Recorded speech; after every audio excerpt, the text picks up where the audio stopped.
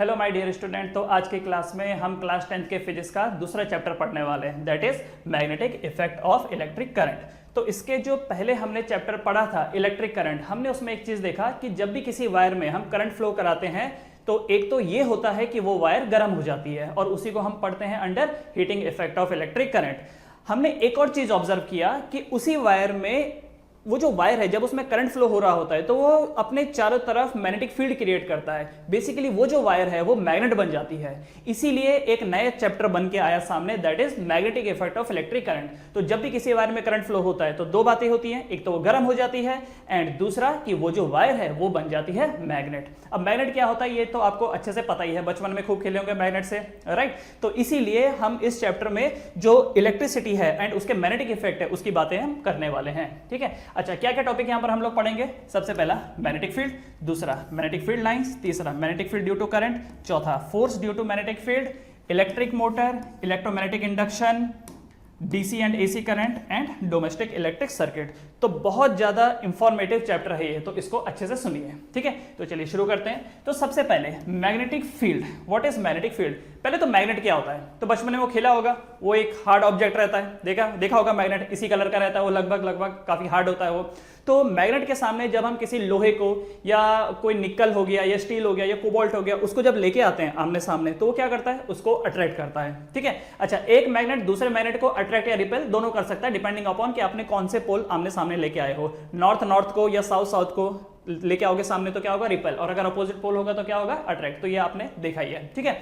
So what is a magnet? So magnet is an object which attract pieces of iron, steel, निकल और cobalt. तो magnet एक ऐसा object होता है जो आयरन, स्टील, निकल और कोबाल्ट को अट्रैक्ट करता है, ठीक है। बेसिकली इनके ऊपर क्या लगाता है? वो फोर्स लगाता है, ठीक। अच्छा, दूसरी बात, कैसे फोर्स लगाता है? तो आपने देखा होगा कि मैग्नेट को अगर फोर्स लगाना है किसी दूसरे ऑब्जेक्ट पे तो उसको जाके चिपकने की जरूरत नहीं पड़ती है, कांटेक्ट करने की जरूरत नहीं पड़ती है, ठीक है। वो नॉन कांटेक्ट फोर्स लगाता है। क्लास 9th में आपने पढ़ा होगा contact force and non contact force. Contact force का मतलब क्या हो गया? जैसे मैं हूं, मैंने किसी को ऐसा पकड़ा और धक्का दिया तो कांटेक्ट हुआ वहां पर, तो ये कांटेक्ट फोर्स है। और नॉन कांटेक्ट फोर्स का मतलब दूर से ही मैंने धक्का दे दिया। तो मैग्नेट जो फोर्स लगाता है वो नॉन कांटेक्ट फोर्स लगाता है, ठीक है। अच्छा, कैसे लगाता है मैग्नेट? तो याद रखना कि जो ये मैग्नेट होता है वो अपने चारों तरफ मैग्नेटिक फील्ड क्रिएट करता है। क्या करता है? वो अपने चारों तरफ मैग्नेटिक फील्ड क्रिएट करता है। और इसी फील्ड में अगर कोई दूसरा ऑब्जेक्ट आ जाए, अगर इसी फील्ड में कोई दूसरा ऑब्जेक्ट आ जाए या यूं बोलो कि कोई दूसरा मैग्नेट आ जाए या मान लो आयरन का कोई पीस आ गया, तो ऐसे में वो उसको अट्रैक्ट या रिपेल करेगा डिपेंडिंग अपॉन कि आप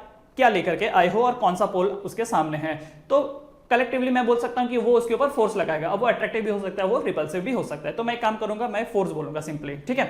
ऑलराइट, तो मैग्नेट कैसे फोर्स लगाता है? मैग्नेट अपने चारों तरफ बनाता है मैग्नेटिक फील्ड, और उस फील्ड में जब कोई दूसरा ऑब्जेक्ट आता है, अच्छा याद रखना वो भी मैग्नेटिक ही होना चाहिए। ऐसा नहीं कि आप पत्थर उठा के लेके आए और आपने बोला कि देखो सर फोर्स नहीं लगा रहा है, नहीं, वैसा नहीं।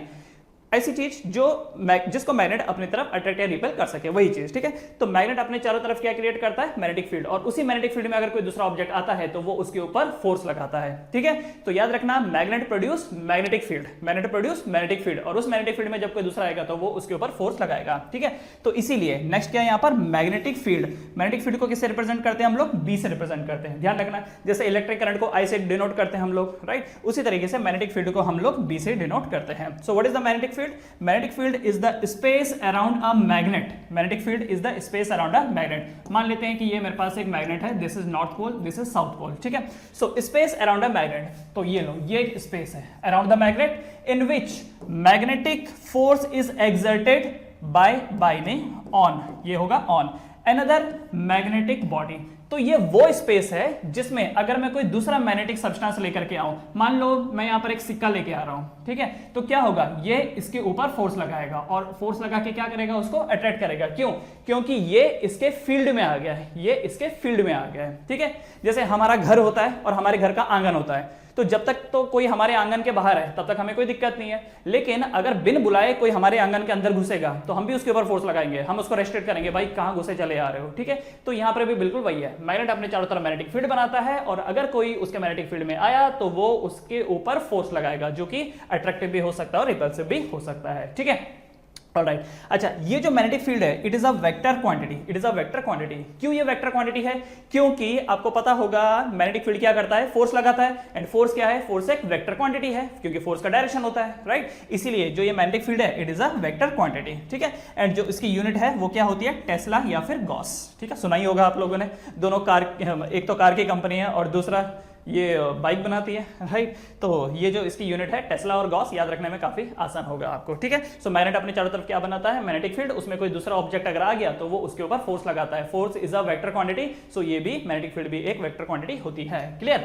अच्छा जी, अब सवाल यहाँ पर ये आता है कि जो ये मैग्नेट है इसके चारों तरफ, मैग्नेट के चारों तरफ जो ये मैग्नेटिक फील्ड बना ये कैसा होता है, मतलब दिखने में कैसा होता है, इसकी क्या क्या प्रॉपर्टीज होती है, तो ये हम देखने वाले हैं अभी। सो अभी हम लोग बात कर रहे हैं मैग्नेटिक फील्ड लाइंस की, मैग्नेटिक फील्ड लाइंस की। तो पहले तक तो हमको ऐसा लगा था कि ठीक है चलो ये नॉर्थ पोल है, ये साउथ पोल है और ये जो स्पेस है जस्ट एक स्पेस होगा बस, ठीक है। लेकिन बाद में पता चला कि नहीं, ये कुछ लाइंस होती हैं। क्या है ये कुछ लाइंस होती हैं। जैसे नॉर्थ से लाइनें निकलेंगी और कहां को जाएंगे, साउथ की तरफ जाएंगे। तो यहां से ये दूसरी लाइन, फिर ये तीसरी लाइन, फिर ये चौथी लाइन। तो ये जो मैग्नेटिक फील्ड एग्जिस्ट करता है ये लाइंस के फॉर्म में एग्जिस्ट करता है, ये बाद में हमको पता चला, ठीक है। सो इसलिए हमने क्या बोला, magnetic field lines, magnetic field lines, ठीक है। सो मैग्नेटिक फील्ड लाइंस क्या है, magnetic field lines are the lines drawn in a magnetic field. तो देखो ये तो मैग्नेटिक फील्ड है और इस मैग्नेटिक फील्ड में हमने क्या किया, कुछ लाइनें ड्रॉ कर दी, ठीक है। So magnetic field lines are the lines drawn in a magnetic field along which a north magnetic pole will move, along which a north magnetic pole will move। अच्छा जी, इसका मतलब क्या है, अब जरा इसका मतलब क्या समझो। जैसे नॉर्थ पोल है तो नॉर्थ पोल से लाइनें निकलती हैं, ये देखो ये जो लाइनें हैं ये कैसे निकल रही हैं, नॉर्थ पोल से निकल रही हैं और कहां को जा रही हैं, तो यहां पर ये जा रही हैं, ये वाली जो लाइन है ये घूम करके किस तरफ जा रही है, साउथ की तरफ, और बाद में ये इनवर्ट हो जाएंगे, ठीक है। बाद में क्या हो जाएंगे, इनवर्ट। तो नॉर्थ से कैसी लाइन है, आउटवर्ड, और फिर साउथ की तरफ से क्या है, ये इनवर्ट लाइन है। वैसे तो इनकी जो प्रॉपर्टीज है वो हम पढ़ने वाले हैं, पर मोटा मोटा मैं आपको एक बता दूं, ठीक है। सो नॉर्थ से लाइनें निकली और कहां की तरफ गई है, साउथ की तरफ गई। अब अगर मैं यहां पर एक मैग्नेट रख दूं, ये छोटा वाला मैग्नेट, ये देखो ये इस टाइप का एक मैग्नेट है जिसमें ये वाला जो पोल है नॉर्थ है और ये वाला पोल क्या है, साउथ। अब जब मैं इस मैग्नेट को यहां पर रखूंगा इस पोजीशन में, तो ये वाला मैग्नेट क्या बताएगा, ये वाला मैग्नेट बताएगा कि this is north and this is south, ठीक है, वो ऐसा बताएगा। जब मैं इसी को यहां पर रखूंगा, इसको यहां पर रखूंगा, तो ये जो मैग्नेट है वो क्या करेगा, वो मैग्नेटिक फील्ड लाइंस के उसमें अलाइन हो जाएगा। कैसा हो जाएगा, वो मैग्नेटिक फील्ड लाइंस में अलाइन हो जाएगा। एक काम करता हूं मैं यहां पर एक डायग्राम बनाता हूं। मान लो मैग्नेटिक फील्ड लाइंस ऐसे गई और फिर ऐसे गई, ठीक है, मान लेते हैं जस्ट एक एग्जांपल के लिए, नॉर्थ और साउथ लाइनें कभी ऐसे नहीं जाती, जस्ट एक एग्जांपल के लिए। अब अगर मैं यहां पर एक ऐसी नीडल रख दूं, तो वो नीडल ऐसा फोकस करेगी कि देखो ये इस वे में, फिर वो ऐसा फोकस करेगी, फिर वो ऐसा, फिर वो ऐसा, फिर वो ऐसा एंड फिर ऐसा। तो इस वे में वो खुद को क्या करेगा, अलाइन कर देगा। इस वे में वो खुद को क्या कर देगा, अलाइन कर देगा, ठीक है। तो क्या बोल रखा है, magnetic field lines are the lines drawn in a magnetic field along which a north magnetic pole will move, ठीक है। तो जो नॉर्थ मैग्नेटिक पोल है वो किस वे में मूव करेगा, वो ये लाइनें दिखाती हैं। तो देखो ये ऐसा था, ये देखो ये मान लेते हैं ये नॉर्थ है और ये साउथ है, ये देखो ये नॉर्थ और ये साउथ है। तो जब हमने यहाँ पे रखा तो वो ऐसा था, फिर ऐसा हुआ, फिर ऐसा, फिर ऐसा, ऐसा ऐसा करके होते होते होते फिर वो ऐसा हो गया, ठीक है। ये उसका मतलब है, ऑलराइट। अच्छा, अभी जो मैग्नेटिक फील्ड लाइंस है इसकी प्रॉपर्टीज क्या है, इसकी प्रॉपर्टीज क्या है, what are the properties of magnetic field lines. तो प्रॉपर्टीज, सबसे पहली property, outside magnet originate from north पोल।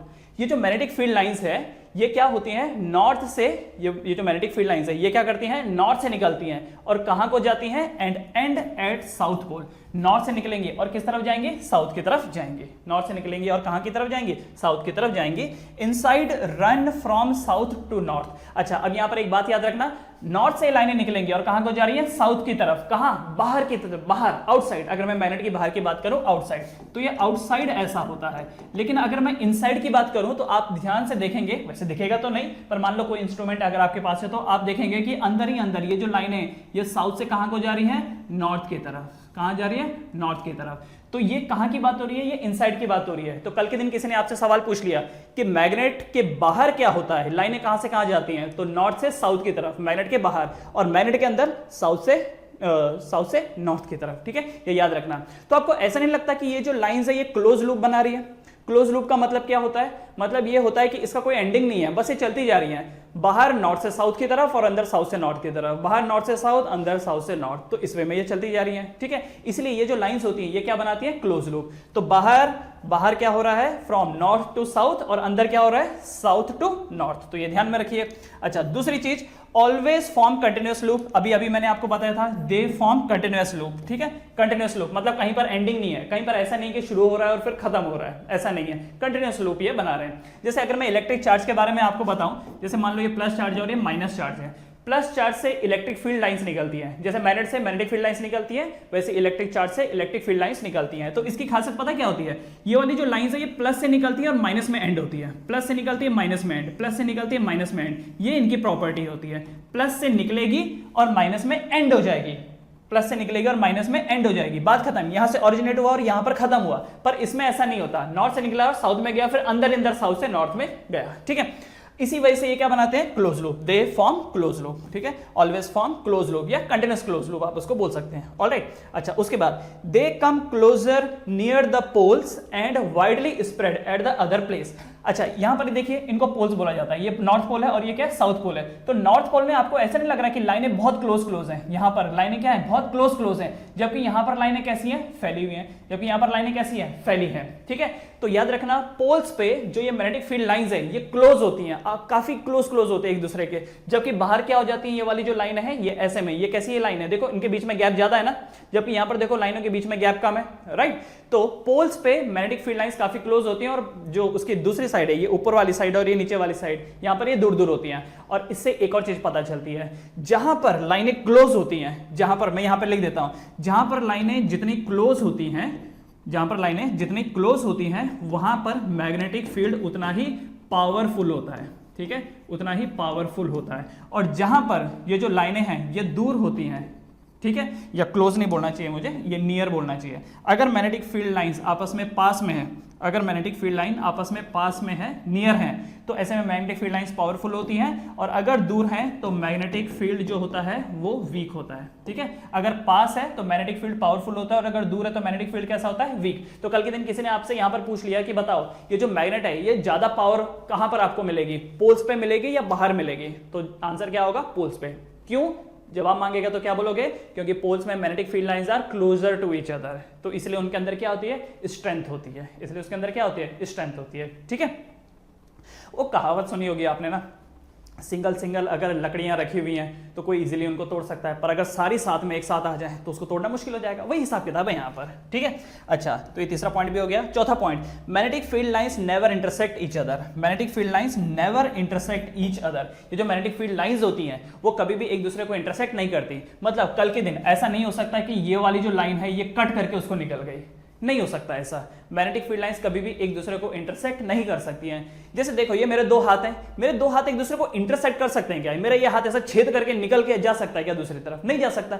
या तो मेरा हाथ इसके ऊपर होगा, या तो इसके नीचे होगा, या तो इसके साथ चलेगा, या तो मतलब कैसा भी, ठीक है, पर ऐसा नहीं होगा ना कि एक दूसरे को छेद करके निकल गया, ऐसा नहीं हो सकता ये, ठीक है, ये याद रखना। सिमिलरली हमारे बाल है, हमारे बाल कैसे भी हों, उलझे हुए हो, जैसे भी हो, पर एक बाल कभी भी दूसरे बाल को छेद करके नहीं निकलता ऐसा, ठीक है, वो इंटरसेक्ट नहीं करते। तो यहां पर भी ये बात आपको ध्यान रखनी है कि magnetic field lines never intersect each other. किसी ने पूछ लिया सर अगर हो गया तो, अगर हो गया तो सर हो गया कैसे हो सकता है, जरा देखो, मान लो ये मैग्नेटिक फील्ड लाइन है और ये दूसरी मैग्नेटिक फील्ड लाइन है जो इसके अंदर छेद करके निकल गया, मान लेते हैं। तो अगर मैं इस पॉइंट पे बोलूं, पूछूं आपसे कि बताओ इस पॉइंट पे मैग्नेटिक फील्ड का डायरेक्शन क्या है, जैसे मान लो ये ऐसा जा रहा था, ठीक है, ये देखो ये मैग्नेटिक फील्ड लाइन ऐसे जा रही थी और ये मैग्नेटिक फील्ड लाइन ऐसे जा रही थी, दोनों मान लो जस्ट एक इमेजिनरी केस, मान लो दोनों इंटरसेक्ट कर गई, एक दूसरे के अंदर छेद करके निकल गई वो, तो क्या होगा। तो ये जो पॉइंट है जंक्शन पॉइंट, इस जंक्शन पॉइंट में मैग्नेटिक फील्ड की दो डायरेक्शन हो गई, मैं सिर्फ इसकी बात कर रहा हूं, यहां पर मैग्नेटिक फील्ड की दो डायरेक्शन हो गई, एक डायरेक्शन ये हो गई और एक डायरेक्शन ये हो गई। मैग्नेटिक फील्ड को हम बी से रिप्रेजेंट करते हैं, मान लेते हैं ये B1 है और मान लेते हैं ये B2 है, तो जंक्शन पे मैग्नेटिक फील्ड लाइंस की दो डायरेक्शन हो गई। दो डायरेक्शन तो पॉसिबल ही नहीं हो सकती है, दो डायरेक्शन पॉसिबल ही नहीं हो सकती है। जैसे मैं यहां पर खड़ा हूं, मैं एट अ टाइम किसी एक डायरेक्शन में ही मूव कर सकता हूं, दो डायरेक्शन में मूव नहीं कर सकता मैं, ठीक है, पॉसिबल ही नहीं वो।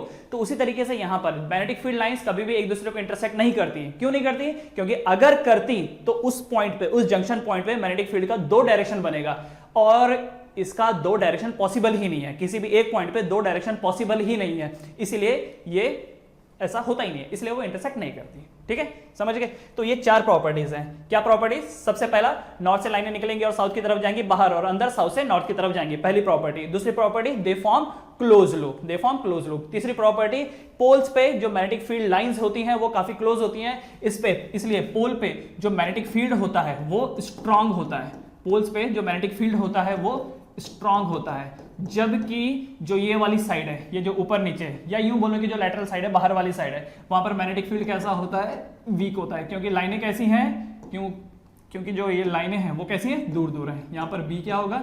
वीक होगा। ठीक है, समझ गए? तो ये 4 प्रॉपर्टीज हैं, इसको क्विकली लिख लीजिए, वीडियो पॉज करके इसको लिख लीजिए। अच्छा, इसको मैं आपको एक उससे दिखाता हूं। ये देखो, ये है मैग्नेटिक फील्ड लाइंस का actual representation, magnetic field lines का एक्चुअल रिप्रेजेंटेशन। तो यहाँ पर हो क्या रहा है? देखो, 9 से लाइनें निकली, कहाँ को गई? साउथ की तरफ गई। अच्छा, अंदर का नहीं दिखा रखा है, पर अंदर ही अंदर क्या होगा? साउथ से ही नॉर्थ की तरफ जाएंगे। ठीक है, दूसरा, क्या ये कंटिन्यूस लूप बना रही है? अगर आप अंदर ही अंदर ऐसा बनाओ, अगर अंदर ही अंदर ऐसा बनाओ तो क्या बना? कंटिन्यूस लूप बना। ठीक है, अच्छा, एक और चीज यहाँ पर, ये जो पोल वाला एरिया है, ये वाला एरिया है, क्या लाइनें कॉन्सेंट्रेटेड यहाँ पर ज्यादा है, इसलिए ये वाला जो पार्ट होगा यहाँ पर मैग्नेटिक फील्ड कैसा होगा? स्ट्रांग होगा। ठीक है, यहाँ पर मैग्नेटिक फील्ड स्ट्रांग, यहाँ पर मैग्नेटिक फील्ड स्ट्रांग। और यहाँ पर देखो, लाइनों के बीच में डिस्टेंस क्या है? ज्यादा है ना, लाइनों के बीच में डिस्टेंस ज्यादा है, इसलिए यहाँ पर मैग्नेटिक फील्ड कैसा होगा? वीक होगा। ठीक है, तो चाहिए तो आप इसे भी बना लीजिएगा। ऑलराइट, बढ़े आगे ना, बढ़ते हैं आगे। अगला, earth magnetic field. Earth magnetic field, भाई आपको मैं एक चीज बता दूं, अर्थ खुद एक मैग्नेट है, अर्थ खुद एक मैग्नेट है। अब आपके माइंड में आएगा खुद एक मैग्नेट है, कैसे? हमको पता चलता है क्या इस बारे में? पता चलता भी हो सकता है। देखो, आपने कभी देखा है, हम लोग कंपास यूज करते हैं, हम लोग कंपास यूज करते हैं पता लगाने के नॉर्थ पोल किधर है। तो कंपास किस चीज का बना हुआ है? मैग्नेट का। अगर कंपास मैग्नेट का बना हुआ है तो एक मैग्नेट को, जैसे मान लो ये कंपास है मेरे पास, ये नॉर्थ पोल और साउथ पोल है, और मेरा कंपास बोलता है ऐसा घूम गया है, इसका मतलब मेरा कंपास क्या दिखाना चाहता है? कि नॉर्थ उधर है। मेरा कंपास क्या दिखाना चाहता है? नॉर्थ उधर है। तो इसको ऐसा धकेला किसने? एक मैग्नेट को कौन धकेल सकता है? दूसरा मैग्नेट। तो पक्का अर्थ खुद एक मैग्नेट रही होगी ना, इसलिए तो उसने इसको घुमा दिया, इसलिए तो उसने इसको घुमा दिया। तो याद रखना, अर्थ का खुद का मैग्नेटिक फील्ड होता है, अर्थ खुद एक मैग्नेट है, अर्थ खुद एक मैग्नेट है। अच्छा, खुद एक मैग्नेट है तो किस टाइप से है? तो एक बात याद रखो, जैसे देखो यहाँ पर क्या बता रखा है आपको कि ये अर्थ जो है, ये जो अर्थ है वो कुछ इस वे में टिल्टेड है। ये देखो, ये अर्थ कुछ ऐसा टिल्टेड है, पता है ना आपको? ये टिल्टेड है अर्थ। ठीक, ओके। अगर अर्थ टिल्टेड है तो इसका मतलब ये वाला जो पॉइंट है, ये वाला पॉइंट, ये क्या कहलाता है? Geographic north. आपको दिख रहा होगा, मैं यहाँ पर शॉर्ट में लिख देता हूँ, what is this? This is geographic north. ठीक है, हम सबको पता है कि ऊपर की तरफ नॉर्थ है, क्या बोला जाता है इसको? Geographic north. और इसको क्या बोला जाता है? This is known as geographic south. इसको क्या बोला जाता है? Geographic south. ये ज्योग्राफिक नॉर्थ है, देखो ये ज्योग्राफिक नॉर्थ है, और ये क्या है? यहाँ पर ज्योग्राफिक साउथ है। ठीक, अच्छा, अब हमको जब कभी भी नॉर्थ की तरफ ट्रेवलिंग करना होगा, हम कंपास का इस्तेमाल करते हैं, कंपास होता है हमारे पास। ठीक है, और जो ये कंपास है, कंपास किधर दिखाता है? ये देखो ध्यान से, कंपास की जो नीडल है वो क्या दिखा रही है? ये नॉर्थ, और ये क्या है यहाँ पर? साउथ। तो अब मुझे एक चीज बताओ, वो ऊपर को क्यों दिखा रहा है? क्योंकि पक्का ऊपर अर्थ का जो मैग्नेटिक फील्ड है वो कुछ इस वे में काम कर रहा होगा। यस, तो ये जो है, याद रखना, ये वाला जो पॉइंट है, इसको मैं अलग कलर से हाईलाइट करता हूं, इसको, ये वाला जो पॉइंट है, दिस इज मैग्नेटिक, ये जो है ये मैग्नेटिक, एक्चुअली ये मैग्नेटिक साउथ होता है। ठीक है, या यूं बोलो कि magnetic pole. What is this? This is the magnetic pole. आप आगे जाकर के पढ़ोगे उस चीज को। What is this? This is the magnetic pole. Similarly यहां से यहां पर ये जो है, ये क्या है? This is the magnetic pole, this is the magnetic pole. इसको मैं एक लाइन से शो करता हूं, ये देखो, हाँ ये देखो, यहां से लाइन बनाई और वो यहां पर गई। ठीक है, ये दिख रहा है आपको? हाँ, तो ये अर्थ का ज्योग्राफिक नॉर्थ है और ये उसी अर्थ का मैग्नेटिक पोल है। ठीक है, अच्छा, अब माइंड में आपका आएगा मैग्नेटिक पोल मतलब क्या सर? वो नॉर्थ है कि साउथ है, क्या है? तो मैं आपको बता दूं, ये एक्चुअली मैग्नेट का साउथ पोल है। ठीक है, मैग्नेट का ये साउथ पोल है। मैं यहाँ पे लिख देता हूं, this is magnetic south pole, this is magnetic south pole. जबकि ये क्या है? ये मैग्नेट का नॉर्थ पोल है, magnetic north pole, magnetic north pole. ठीक है, अब आपके मन में सवाल आएगा, है सर ऐसा कैसे? ये ज्योग्राफिकल तो नॉर्थ है, ये ज्योग्राफिकल नॉर्थ है। ठीक है, लिख देता हूं मैं, दिस इज ज्योग्राफिकल नॉर्थ, ये ज्योग्राफिकल नॉर्थ है पर मैग्नेट का साउथ है। ये सर कैसे हो गया? अगर ये ज्योग्राफिकल नॉर्थ है तो ये भी तो मैग्नेटिक नॉर्थ होना चाहिए ना? जी नहीं। देखो ध्यान से, मेरा मैग्नेट क्या बता रहा है कि नॉर्थ ऊपर है। नॉर्थ ऊपर क्यों है? पक्का ऊपर साउथ होगा, इसीलिए तो ये नॉर्थ और साउथ आपस में अट्रैक्ट हो रहे हैं। अगर ये नॉर्थ है, अगर ये नॉर्थ है और ये नॉर्थ सामने की तरफ ऐसा अट्रैक्ट हो रहा है, तो नॉर्थ को अट्रैक्ट करने वाला कौन? साउथ। तो अगर नॉर्थ उस तरफ अट्रैक्ट हो रहा है तो पक्का वो साउथ हुआ ना। समझ में आया क्या? वो क्या हो गया? वो साउथ हुआ। क्लियर? अच्छा, उसी तरीके से साउथ नीचे की तरफ अट्रैक्ट हो रहा है, इसका मतलब यहां पर क्या हो गया? This is the north. ठीक है, ये क्या है याद रखना, नीचे वाला जो पार्ट है this is magnetic north pole और ऊपर वाला क्या है? Magnetic south pole. उल्टा होता है, ज्योग्राफिकल नॉर्थ ऊपर है, जो ज्योग्राफिकल नॉर्थ ऊपर है, जबकि मैग्नेटिक साउथ पोल ऊपर है। ठीक है, मैग्नेटिक साउथ पोल ऊपर है। इसको मैं ठीक कर देता हूं, ये इसको मैं लिख देता हूं geographical pole. What is this? This is the geographical pole, ताकि सिमेट्री हो जाए। जैसे मैंने यहां पर लिखा मैग्नेटिक पोल, ए ज्योग्राफिकल पोल। ठीक है, सिमिलरली ये ज्योग्राफिकल, जो this is geographical pole. Okay, all right. हाँ, ये हो गया। अब एक चीज नोटिस करो, इन दोनों के बीच में ना कुछ एंगल का डिफरेंस दिखाई दे रहा होगा। इन दोनों के बीच में कुछ एंगल का डिफरेंस दिखाई दे रहा होगा। दिख रहा है क्या? ये एंगल का डिफरेंस है। This is the theta. Theta मतलब क्या? एंगल। आई थिंक आपको दिखाई दे रहा होगा। तो अर्थ का ज्योग्राफिकल पोल इधर है, ज्योग्राफिकल नॉर्थ इधर है, जबकि मैग्नेटिक साउथ किधर है? इस ऊपर के डायरेक्शन में, और इन दोनों के बीच में क्या एंगल? थीटा।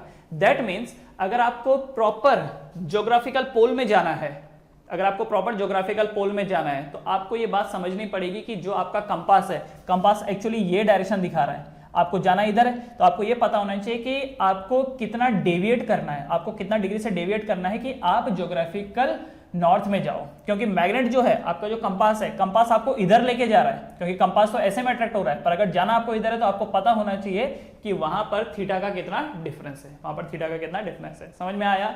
समझ में आया? एक शॉर्ट में ये अर्थ है हमारा, ठीक है, this is your earth, and इस अर्थ में ये वाला जो पोल होता है, देखो इस अर्थ में दिस इज ज्योग्राफिकल नॉर्थ। ठीक है, और ये जो है ये क्या है? Magnetic south. इसका उल्टा कर देना, ये ज्योग्राफिकल नॉर्थ है तो ये ज्योग्राफिकल साउथ है, ये मैग्नेटिक साउथ है तो ये मैग्नेटिक नॉर्थ है, ये मैग्नेटिक नॉर्थ है। क्लियर? और ये इन दोनों के बीच में क्या है? Angle theta. This is the angle theta. अच्छा, अब एक चीज देखो, अगर मैं अर्थ को एज अ मैग्नेट बोल करके बताऊं आपको, तो आपको ऐसा नहीं लगता कि अर्थ अगर एक मैग्नेट है तो अर्थ का ये वाला जो साइड है, ये वाला नॉर्थ है ना, क्योंकि मैग्नेटिक नॉर्थ नीचे है और ये क्या यहाँ पर साउथ है, ये यहाँ पर साउथ है। इसका मतलब लाइनें नॉर्थ से ऐसे निकल करके ऐसी जानी चाहिए ऊपर, नीचे से ऐसे इस वे में जानी चाहिए। दिख रहा है? तो जो डायरेक्शन होगा वो कैसा होगा? नीचे से लाइनें निकलेंगी और कहाँ जाएंगी? ऊपर की तरफ। कहाँ जाएंगी? ऊपर की तरफ। ठीक है, तो यहाँ पर देखो वही हो रहा है, नीचे से लाइनें निकल रही हैं क्योंकि मैग्नेटिक नॉर्थ पोल तो नीचे है, नॉर्थ पोल से लाइनें निकल रही हैं और कहाँ जा रही है? साउथ की तरफ। नॉर्थ से लाइनें निकल रही हैं और साउथ की तरफ जा रही हैं। ठीक, अच्छा, अब यहाँ पर अगर आप किसी ऐसे बंदे से पूछो जो साउथ पोल में रहता हो, उसको पूछो कि मैग्नेटिक फील्ड लाइंस कैसी हैं, तो बोलेगा मेरे सर से ऐसे बाहर निकल रही हैं। मान लो कोई इंसान अगर यहाँ पर खड़ा है, मान लो कोई इंसान अगर यहाँ पर खड़ा है, उसको आप पूछो कि मैग्नेटिक फील्ड लाइंस कैसी हैं, तो बोलेगा मेरे सर से ऐसे बाहर की तरफ निकल रही हैं। कोई बोले जो इक्वेटर पे रह रहा है, उसको पूछो कि मैग्नेटिक फील्ड लाइंस कैसी हैं, तो वो बोलेगा मेरे सर के पैरेलल जा रही है। ये देखो, ये मैग्नेटिक फील्ड लाइंस ऐसे में जा रही है ना, तो ये बोलेगा मैग्नेटिक फील्ड लाइंस मेरे सर के पैरेलल जा रहे हैं, ये बोल रहे हैं मेरे सर से निकल रही हैं। और जो यहाँ पर खड़ा है बंदा, पोल्स पे खड़ा है, वो बोलेगा कि ये जो मैग्नेटिक फील्ड लाइंस है ये मेरे सर के अंदर एंटर कर रही है। तो इसके लिए मैग्नेटिक फील्ड लाइंस कैसे है? डेक्लिनेशन पे है, जबकि इसके लिए कैसा है? इंक्लिनेशन पे है, जबकि इसके लिए कैसा है? पैरेलल पे है। ठीक है, तो सभी के लिए जो ये मैग्नेटिक फील्ड लाइंस होती हैं अर्थ की, वो अलग अलग होती हैं। ठीक, मेन बातें समझ में आए ना? ये ज्योग्राफिकल नॉर्थ है, जबकि ये मैग्नेटिक क्या है? साउथ है, जबकि मैग्नेटिक क्या है? South. This is magnetic south. Okay everyone, चलिए इसको फटाफट कॉपी कर लीजिए, इसको फटाफट कॉपी कर लीजिए। This was the earth magnetic field. वैसे मैं आपकी जानकारी के लिए एक और चीज बता दूं, अर्थ तो छोड़ो, आपके पास खुद का अपना मैग्नेटिक फील्ड है, आप खुद एक मैग्नेट हो। अर्थ की तो क्या ही बात करनी है, आप खुद एक मैग्नेट हो। कैसे मैग्नेट हो? तो इसके बारे में जानने से पहले हमको अगला एक टॉपिक पढ़ना होगा, that is magnetic effect of current में, कि करंट क्या करता है? अपने चारों तरफ मैग्नेटिक फील्ड बनाता है। आपकी बॉडी में भी करंट है, ये आपको पता होगा, बायो में शायद पढ़ा होगा आप लोगों ने ना, कि आपकी जो बॉडी है उसमें जो सिग्नल ट्रांसफर होते हैं वो in the form of electric current transfer होते हैं। ठीक है, केमिकल सिग्नल्स भी होते हैं वो, पर इलेक्ट्रिकल सिग्नल भी होते हैं। आपकी बॉडी में न्यूरॉन्स होते हैं, न्यूरॉन में इलेक्ट्रिकल सिग्नल्स होते हैं। या फिर कुछ नहीं बोलो तो आप ये तो बोल ही सकते हो कि जैसा आपका ब्लड है, ब्लड में खूब सारा आयंस होते हैं। जैसे मान लो आप नमक खाते हो तो नमक किस में कन्वर्ट होगा? Na+ एंड Cl- में। ये क्या है? What are these? These are the ions. Ions मतलब चार्ज, और जब भी चार्ज फ्लो करता है तो इसका मतलब करंट फ्लो करता है, और जब भी करंट फ्लो करता है तो करंट अपने चारों तरफ क्या बनाता है? मैग्नेटिक फील्ड बनाता है। ठीक है, तो इस वे में भी आप खुद क्या हो? आप एक मैग्नेट ही हो। ठीक है, MRI स्कैन सुना है क्या? MRI स्कैन, वो क्या है, उसका जो बेसिक फंडामेंटल है वो क्या है, मैग्नेटिक इफेक्ट ही है, ठीक है। ऑलराइट, तो सब इसके बारे में आगे हम लोग चर्चा करेंगे। चलो बढ़ते हैं आगे। अच्छा, मैग्नेटिक इफेक्ट ऑफ करंट, तो ये क्या बोलता है, a current flowing in a wire always create a magnetic field around it. जिस भी वायर में करंट बह रहा होता है वो अपने चारों तरफ क्या क्रिएट करता है, मैग्नेटिक फील्ड। और ये कैसे पता चला, हुआ ये कि एक बंदा था, उसने एक एक्सपेरिमेंट किया, उसका नाम है ऑस्टर्ड एक्सपेरिमेंट, ठीक है। उसने क्या किया, पहले एक ऐसा सर्किट बनाया, वो सर्किट अभी ओपन था। What is this, this is the open circuit, ये ओपन सर्किट है। इसके सामने एक मैग्नेट रखा हुआ था, ये नॉर्थ है ये साउथ है, ठीक है, मैग्नेट अपनी जगह पर सही है। जैसे ही उसने स्विच क्लोज किया, अब ये सर्किट को उसने क्या किया, क्लोज कर दिया। उसने देखा कि जो मैग्नेट है वो डिफ्लेक्ट हो गया, जो ये मैग्नेट है वो डिफ्लेक्ट हो गया। अब भाई इसका मतलब क्या, इसका मतलब ये है कि अगर कोई मैग्नेट को धक्का दे रहा है तो पक्का वो दूसरा मैग्नेट होगा, ठीक है। याद रखना, एक चार्ज पार्टिकल ही दूसरे चार्ज पार्टिकल को धक्का दे सकता है, उसको हम बोलते हैं इलेक्ट्रोस्टैटिक फोर्स। एक मैग्नेट दूसरे मैग्नेटिक मटेरियल को धक्का दे सकता है, उसको हम बोलते हैं मैग्नेटिक फोर्स, ठीक है। और एक मास पार्टिकल दूसरे मास पार्टिकल को धक्का दे सकता है, उसको हम क्या बोलते हैं, gravitational force, right. These three are non contact force, right. तो अगर किसी मैग्नेट को धक्का लग रहा है तो पक्का किसी दूसरे मैग्नेट ने लगाया होगा। अब यहां पर कौन मैग्नेट है, एक तो ये खुद मैग्नेट है और दूसरा तो कोई मैग्नेट यहां पर है ही नहीं। तो इससे एक बात समझ में आई कि अच्छा, जैसे हमने करंट को चालू किया, बेसिकली जब हमने स्विच को क्लोज किया तो करंट बहना शुरू हुआ। करंट अगर बहा तो करंट ने पक्का अपने चारों तरफ क्या क्रिएट कर दिया, मैग्नेटिक फील्ड क्रिएट कर दिया। वो जो वायर है वो वायर मैग्नेट बन गई। अब क्योंकि वो वायर मैग्नेट बन गई तो एक मैग्नेट ने दूसरे मैग्नेट को धक्का लगाया, इसलिए शायद नीडल जो है वो डिफ्लेक्ट हो गई और यहीं से शुरुआत हुई मैग्नेटिक इफेक्ट ऑफ करंट की, ठीक है। इससे पहले जो हम स्टडी कर रहे थे वो तो एक परमानेंट मैग्नेट की बात कर रहे थे हम लोग, जो हमारे घरों में होता है बार मैग्नेट, हम उसकी बात कर रहे थे। देखो मैग्नेटिज्म दो तरीके से हो सकता है, एक तो जो परमानेंट मैग्नेट हमारे पास मिलते हैं, बार मैग्नेट जिसको बोलते हैं, जैसे अर्थ खुद एक टाइप का बार मैग्नेट बोल सकते हो, बार तो नहीं बोलना चाहिए, बार तो ऐसा स्ट्रेट होता है, पर ठीक है, अर्थ खुद एक मैग्नेट है, आप भी एक मैग्नेट हो। तो कुछ ऐसे मैग्नेट होते हैं जो परमानेंट मैग्नेट होते हैं। तो अभी तक जो हम स्टडी कर रहे थे वो परमानेंट मैग्नेट की ही बातें कर रहे थे, ठीक है। लेकिन अब जो हम बोल रहे हैं वो ये बोल रहे हैं कि जो वायर जिसमें करंट है, ऐसी वायर जिसमें करंट है वो क्या है, ऐसी वायर जिसमें करंट है वो खुद एक मैग्नेट है, ठीक है। अब हम उसकी बातें करेंगे। हाँ, वैसे आपको देखा जाए तो बार मैग्नेट की कैटेगरी में नहीं रखना चाहिए हमको, मतलब इंसानों की मैं बात कर रहा हूं, उनको हमको इस कैटेगरी में रखना चाहिए कि करंट फ्लो हो रहा है तो मैग्नेटिक फील्ड बन रहा है, ठीक है। अच्छा, तो क्या एक्सपेरिमेंट का नाम था, ऑस्टर्ड एक्सपेरिमेंट। ये जो चैप्टर है इसको डिटेलली आप क्लास 12th में पढ़ोगे, हर एक चीज को पिन पॉइंट, कौन सी चीज कैसे आई। अभी हम लोग फिलहाल मोटा मोटा पढ़ रहे हैं। तो सबसे पहले magnetic field due to a straight wire. मान लो मेरे पास एक स्ट्रेट वायर है और इसमें करंट बह रहा है, this is the direction of current. मान लो ये एक वायर है, इसमें करंट ऊपर की तरफ बन रहा है, ठीक है, ये ऐसा ऊपर की तरफ बन रहा है।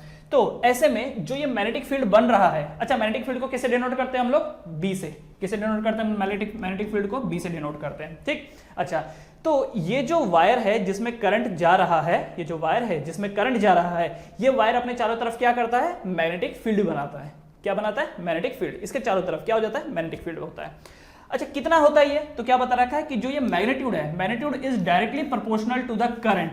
Magnitude is directly proportional to the current, मतलब कि इस वायर में जितना करंट होगा, जितना ज्यादा करंट होगा उतना ही ज्यादा ये मैग्नेटिक फील्ड बनाएगा। तो सीधी सी बात है, जैसे ग्रेविटेशन में भी आपने पढ़ा होगा कि जिस ऑब्जेक्ट का मास ज्यादा होता है उसका ग्रेविटेशन पुल भी ज्यादा होता है, पढ़ा होगा आप लोगों ने। जैसे अर्थ का मास कम है कंपेरेटिव टू द जुपिटर, इसलिए जुपिटर का ग्रेविटेशनल पुल अर्थ के मुकाबले ज्यादा है, और सन का और ज्यादा है, इसलिए सन का जो ग्रेविटेशनल पुल है वो और ज्यादा है। यहां पर भी वही बोल रहा है कि जो ये मैग्नेटिक फील्ड है is directly proportional to the current, मतलब magnetic field is directly proportional to the current. जितना ज्यादा करंट उतना ज्यादा मैग्नेटिक फील्ड, ठीक है। अच्छा, कल के दिन अगर आपको इलेक्ट्रोमैग्नेट बनाना हो, आप जानते हैं ना इलेक्ट्रोमैग्नेट क्या होता है, कैसे बनता है, उसके बारे में चर्चा तो हम लोग करेंगे, पर मोटा मोटा मैं आपको ये बता देता हूं कि इलेक्ट्रोमैग्नेट एक ऐसा डिवाइस होता है जिसका स्विच ऑन करो वो मैग्नेट बन जाता है। जैसे कभी तुमने देखा होगा जो ये कबाड़ खाने होते हैं जहां लोग अपनी गाड़ियों को डिस्पोज करने के लिए आते हैं, वहां पर गाड़ियों को लिफ्ट करने के लिए इलेक्ट्रोमैग्नेट होता है। स्विच ऑन करते हैं तो एक डिवाइस ऐसा होता है वो मैग्नेट बन जाता है, सारी गाड़ियां चिपक जाती हैं, सारा मेटल चिपक जाता है, और उसको जहां पर भट्टी होती है, जहां पर पिघलाना होता है, उसको ऐसा उठा के ऐसा रख देते हैं, स्विच ऑफ कर देते हैं, ये मैग्नेट अपनी प्रॉपर्टी खो देता है और सारा नीचे गिर जाता है, ठीक है। सो वो क्या है, वो इलेक्ट्रोमैग्नेट है। तो अगर आपको चाहिए इलेक्ट्रोमैग्नेटिक पावरफुल हो तो इसका मतलब कैसे, ज्यादा करंट दो। So magnetic field is directly proportional to current and inversely proportional to the distance. Magnetic field is inversely proportional to the distance. Distance को हम किससे शो कर रहे हैं, आर से शो कर रहे हैं। मतलब अगर ये वायर है, इसमें करंट है, अगर आप पास खड़े हो तो डिस्टेंस कम है तो मैग्नेटिक फील्ड क्या होगा, ज्यादा। दूर खड़े रहोगे तो मैग्नेटिक फील्ड कम हो जाएगा, और कम और कम और कम और कम और कम। ये तो आप बार मैग्नेट पे भी आपने देखा होगा ना, बार मैग्नेट के अगर आप पास में रहोगे तो खींच लेगा, थोड़ा दूर रखोगे खींचेगा, पर उतनी ताकत से नहीं खींचेगा, और दूर और कम ताकत से और दूर, ये तो यूनिवर्सल लॉ है, ग्रेविटेशन भी तो कुछ ऐसा ही है कि डिस्टेंस बढ़ेगा तो फोर्स कम होगा, हर जगह ये रूल है भाई, डिस्टेंस बढ़ेगा तो वो वैल्यू कम होती है। लाइट ही देख लो, लाइट आपने मोमबत्ती जला रखी है, जितना दूर जाओगे लाइट की इंटेंसिटी उतनी कम होगी, ये तो हर जगह का रूल है, ठीक है। तो यहां पर यही बोल रहा है, directly proportional to current and inversely proportional to the distance. और अगर कलेक्टिवली मैं इसका फॉर्मूला बोलूं तो ये फॉर्मूला निकल के आता है B = μ0I/2πr। क्या ये याद रखने की जरूरत है? बिल्कुल नहीं, ये याद रखने की जरूरत नहीं है, जस्ट आपकी जानकारी के लिए मैं आपको बता रहा हूं। यहां पर μ0 एंड 2π इज अ कांस्टेंट, ठीक है। ये जो μ0/2π है ये क्या है? ये कांस्टेंट है, ये कांस्टेंट है, ठीक है। अब इनकी वैल्यू जानने की बिल्कुल भी आपको जरूरत नहीं है, अगर ये इतना फॉर्मूला भी जान लिया बहुत है, क्लियर। अच्छा, तो magnetic field directly proportional to current, inversely proportional to the radius, ठीक है। ऑलराइट, तो अब यहां पर जो ये मैग्नेटिक फील्ड है, आपने इसके बारे में पढ़ा था कि जो मैग्नेटिक फील्ड होता है ये एक वेक्टर क्वांटिटी है। तो भाई मैग्नीट्यूड तो चलो ये है, डायरेक्शन क्या है इसका? तो डायरेक्शन कैसे पता करेंगे? तो डायरेक्शन के लिए हमारे पास है राइट हैंड थंब रूल। क्या है direction? Right hand thumb rule. अब ये राइट हैंड थंब रूल क्या है? ये राइट हैंड है आपका और ये थंब है, ऐसे पकड़ना है आपको, ठीक है। अब जैसे देखो ये वायर है, वायर में करंट ऊपर को जा रहा है, जरा समझना, वायर में करंट ऊपर को जा रहा है, तो क्या करेंगे? हाथ ऐसे लेंगे, ऐसा पकड़ेंगे और इसको ऐसा लपेट लेंगे, लपेटा इसको, ठीक है। करंट ऊपर को जा रहा है ना, इसलिए ऐसा। मान लो अगर करंट नीचे को जा रहा होता, मान लो करंट इस बार नीचे को जा रहा है, तो मैं ऐसे पकड़ता, क्योंकि करंट नीचे जा रहा है। जिस तरफ करंट जा रहा है आपका अंगूठा उस तरफ रहेगा। करंट ऊपर जा रहा है, ऊपर, करंट नीचे जा रहा है, नीचे। क्लियर है एवरीवन? ओके। अब देखिए यहां पर करंट ऐसे जा रहा है, करंट ऐसे जा रहा है, तो अंगूठा मैंने लिया और मैंने ऐसा लगाया। अब उंगलियों का डायरेक्शन देखो, ये मेरी उंगलियों का डायरेक्शन देखो, क्या मेरी उंगलियां ऐसे लिपट रही हैं? देखो उंगलियां मेरी क्या ऐसे लिपट रही हैं? तो ये जो उंगलियां दिखा रही हैं, उंगलियों का जो है, उंगलियां बता रही है मैग्नेटिक फील्ड का डायरेक्शन कैसा होगा। तो करंट जब ऊपर जा रहा है तो मेरी उंगलियां इस तरफ दिखा रही हैं, तो this is the direction of the magnetic field. इसका मतलब अगर कोई स्ट्रेट वायर है उसमें जो भी मैग्नेटिक फील्ड होगा वो ऐसा बनेगा, ऐसा कॉन्सेंट्रिक सर्कल। क्या होगा? कॉन्सेंट्रिक। ये वर्ड का मतलब क्या है? कॉन्सेंट्रिक मतलब जिनके सेंटर सेम होते हैं, that is called as concentric. तो ये कॉन्सेंट्रिक सर्कल है, ठीक है, ये ऐसा, these are the concentric circle. तो इसलिए देखो करंट ऊपर जा रहा है, हमने इसमें हाथ ऐसे रखा, तो देखो मैग्नेटिक फील्ड लाइंस का जो डायरेक्शन है वो कैसा होना चाहिए? ऐसा होना चाहिए। ये देखो ऐसा ऐसा जा रहा है, समझ में आया क्या? समझ में आया? तो ये देखो करंट अगर ऊपर जा रहा है तो मैग्नेटिक फील्ड लाइंस ऐसी ऐसी, ठीक है। अच्छा, करंट नीचे जा रहा है तो हाथ ऐसा रखा, तो उंगलियां कैसे? ऐसे में जा रही है, तो मैग्नेटिक फील्ड लाइंस ऐसी, ठीक है, मैग्नेटिक फील्ड लाइंस ऐसी। ऑलराइट। अच्छा, आप मेरे को बताओ, अगर मान लो ये वायर आपकी तरफ, ये वायर ऐसी रखी हुई है और करंट आपकी तरफ आ रहा है, आपकी तरफ आ रहा है। अच्छा, मैं इसके लिए एक सिंबल बता देता हूं। अगर कहीं पर सिंबल ऐसा दिया हुआ है तो इसका मतलब होता है आउटवर्ड, इसका मतलब होता है आउटवर्ड, ठीक है। और अगर ये दिया हुआ है इसका मतलब होता है इनवर्ड, इसका मतलब होता है इनवर्ड। ये ध्यान रखना है। जैसे तीर, आपने कभी तीर को देखा है? वो जो तीर आप चलाते हो, तीर को अगर आप सामने से देखोगे तो क्या आपको ऐसा पॉइंट दिखाई देगा? तीर को सामने से देखो, देखो इस पेन को सामने से देखो, क्या दिखाई दे रहा है? पॉइंट दिखाई दे रहा है, यस, पॉइंट दिखाई दे रहा है, यस। अगर उसी तीर को जब आप पीछे से देखोगे, तीर ऐसी होती है, आपने कभी देखा होगा, सामने से तीर ऐसी होती है और पीछे से तीर जो है वो पीछे से, अरे हाँ ये देखो हो, हाँ ये जो तीर है, छोड़ो यहां बनाता हूं, सामने से तीर ऐसी है और पीछे से ऐसा होता है, उसमें देखा है ये इस वे में, ये इस, चलो जान दो, ये तीसरा, ये समझ गए होंगे आप। तीर को जब आप सामने से देखोगे तो ये ऐसा दिखाई देगा। तो अगर तीर का आपको सामने वाला फेस दिखाई दे रहा है, मतलब तीर आपकी तरफ आ रहा है, और अगर पीछे से देखोगे तीर को, इससे अगर यहां से देखोगे ऐसे में, तो आपको तीर का पीछे वाला हिस्सा दिखाई देगा। और तीर का पीछे वाला हिस्सा ऐसे तो होता है, राइट। तो इसका मतलब होता है आउटवर्ड, कि कोई चीज है जो प्लेन ऑफ पेपर के बाहर आ रही है आपकी तरफ, और इसका मतलब होता है प्लेन ऑफ पेपर के अंदर जा रही है।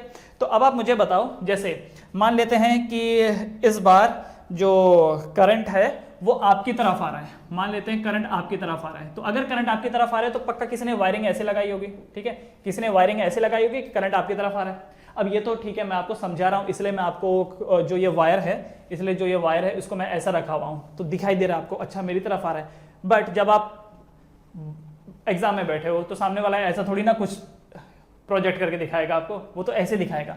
इसका मतलब ये एक ऐसी वायर है जिसमें करंट आपकी तरफ आ रहा है। तो मुझे बताओ मैग्नेटिक फील्ड का डायरेक्शन क्या होगा? What is the direction of the magnetic field? ठीक है, तो कैसे करेंगे? तो करंट किधर आ रहा है? आपकी तरफ आ रहा है, ओके। अगर करंट आपकी तरफ आ रहा है तो अंगूठा आपकी तरफ रखो, उंगलियां कैसे जा रही हैं? ऐसे जा रही हैं, ओके। अगर उंगलियां ऐसे जा रही हैं, सो this is the direction of the magnetic field, this is the direction of the magnetic field, ठीक है। कैसे? ये ऐसे, ठीक है। अगर करंट आपकी तरफ आ रहा है, याद रखना करंट आपकी तरफ आ रहा है, तो direction of the magnetic field कैसा है? ऐसा, ठीक। अच्छा, यही करंट अगर अंदर जा रहा है, मान लो इस बार करंट अंदर जा रहा है ऐसे, तो क्या होगा, अंगूठा ऐसे रखा, उंगलियां, तो उंगलियां ऐसे जा रही है, ओके, तो इसका मतलब this is the direction of the magnetic field, ये डायरेक्शन है मैग्नेटिक फील्ड का। तो जब करंट आउटवर्ड है, जब करंट यहां पर आउटवर्ड है, जब करंट यहां पर आउटवर्ड है, तो मैग्नेटिक फील्ड का जो डायरेक्शन है वो कैसा है, anti clockwise, this is anti clockwise, this is anti clockwise, ठीक है। और जब करंट इनवर्ड है, इनवर्ड का मतलब जब प्लेन ऑफ पेपर के अंदर जा रहा है, तब मैग्नेटिक फील्ड कैसा है यहां पर, क्लॉकवाइज, ठीक है, क्लॉकवाइज। क्लॉकवाइज का मतलब समझते हो, घड़ी के जैसा, घड़ी ऐसे ही घूमती है ना, घड़ी की सुई, किसी के घर में ऐसी घड़ी है जो उल्टा घूमती है, ऐसा नहीं ना, ठीक है, तो इसका मतलब है। क्लियर है एवरीवन। तो जब भी याद रखना मैग्नेटिक फील्ड का फॉर्मूला क्या है, B = μ0I/2πr, याद रखो तो ठीक है, नहीं है तो कोई टेंशन नहीं है, ठीक है। और डायरेक्शन कैसा होगा, डायरेक्शन के लिए क्या यूज करना है, right hand thumb rule. Thumb यहां पर क्या दिखाएगा, डायरेक्शन ऑफ करंट, थंब यहां पर दिखाएगा, दिखाएगा नहीं, रखना है, थंब को कहां रखना है, डायरेक्शन ऑफ करंट में, डायरेक्शन ऑफ करंट में आपको थंब को रखना है, ठीक है। एंड जो आपकी फिंगर्स हैं, फिंगर्स का जो रोलिंग है, ठीक है, फिंगर का जो रोलिंग है, ये क्या दिखाएगा आपको, ये दिखाएगा डायरेक्शन ऑफ मैग्नेटिक फील्ड, ये दिखाएगा डायरेक्शन ऑफ मैग्नेटिक फील्ड, ठीक है। मैग्नेटिक फील्ड मतलब जो ये उंगलियों का जो रोलिंग है, ये जो रोल हो रही है ना, वो क्या दिखा रहा है, direction of the magnetic field. Clear, okay. तो अब आप एक काम कर सकते हैं, इसको जल्दी से वीडियो पॉज करके लिख लो, 3, 2, 1 गो। बढ़ते हैं आगे। All right, so next is magnetic field due to circular wire. इस बार वायर कैसी है, सर्कुलर है। मैंने एक सीधी सी वायर ली, इस सीधी सी वायर को मैंने ऐसा मोड़ दिया, इस सीधी सी वायर को मैंने ऐसा मोड़ दिया। तो जब मैंने इस वायर को मोड़ा, तो जो ये वायर थी वो कुछ ऐसी हो गई, ये देखो यहाँ पर आपको दिख रही होगी, ये जो वायर है, ये वायर कुछ इस वे में मैंने मोड़ दी, ठीक। अच्छा, अब इस वायर को मैंने ऐसा मोड़ दिया तो क्या होगा, इस वायर को मैंने अगर ऐसा मोड़ दिया तो क्या होगा, भाई। अच्छा, मेरे पास है कुछ ऐसा दिखाने के लिए आपको, लेट मी शो यू।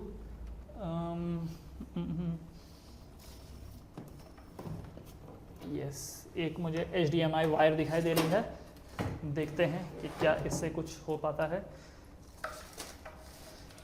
अरे वायर निकल नहीं रही है, रुको।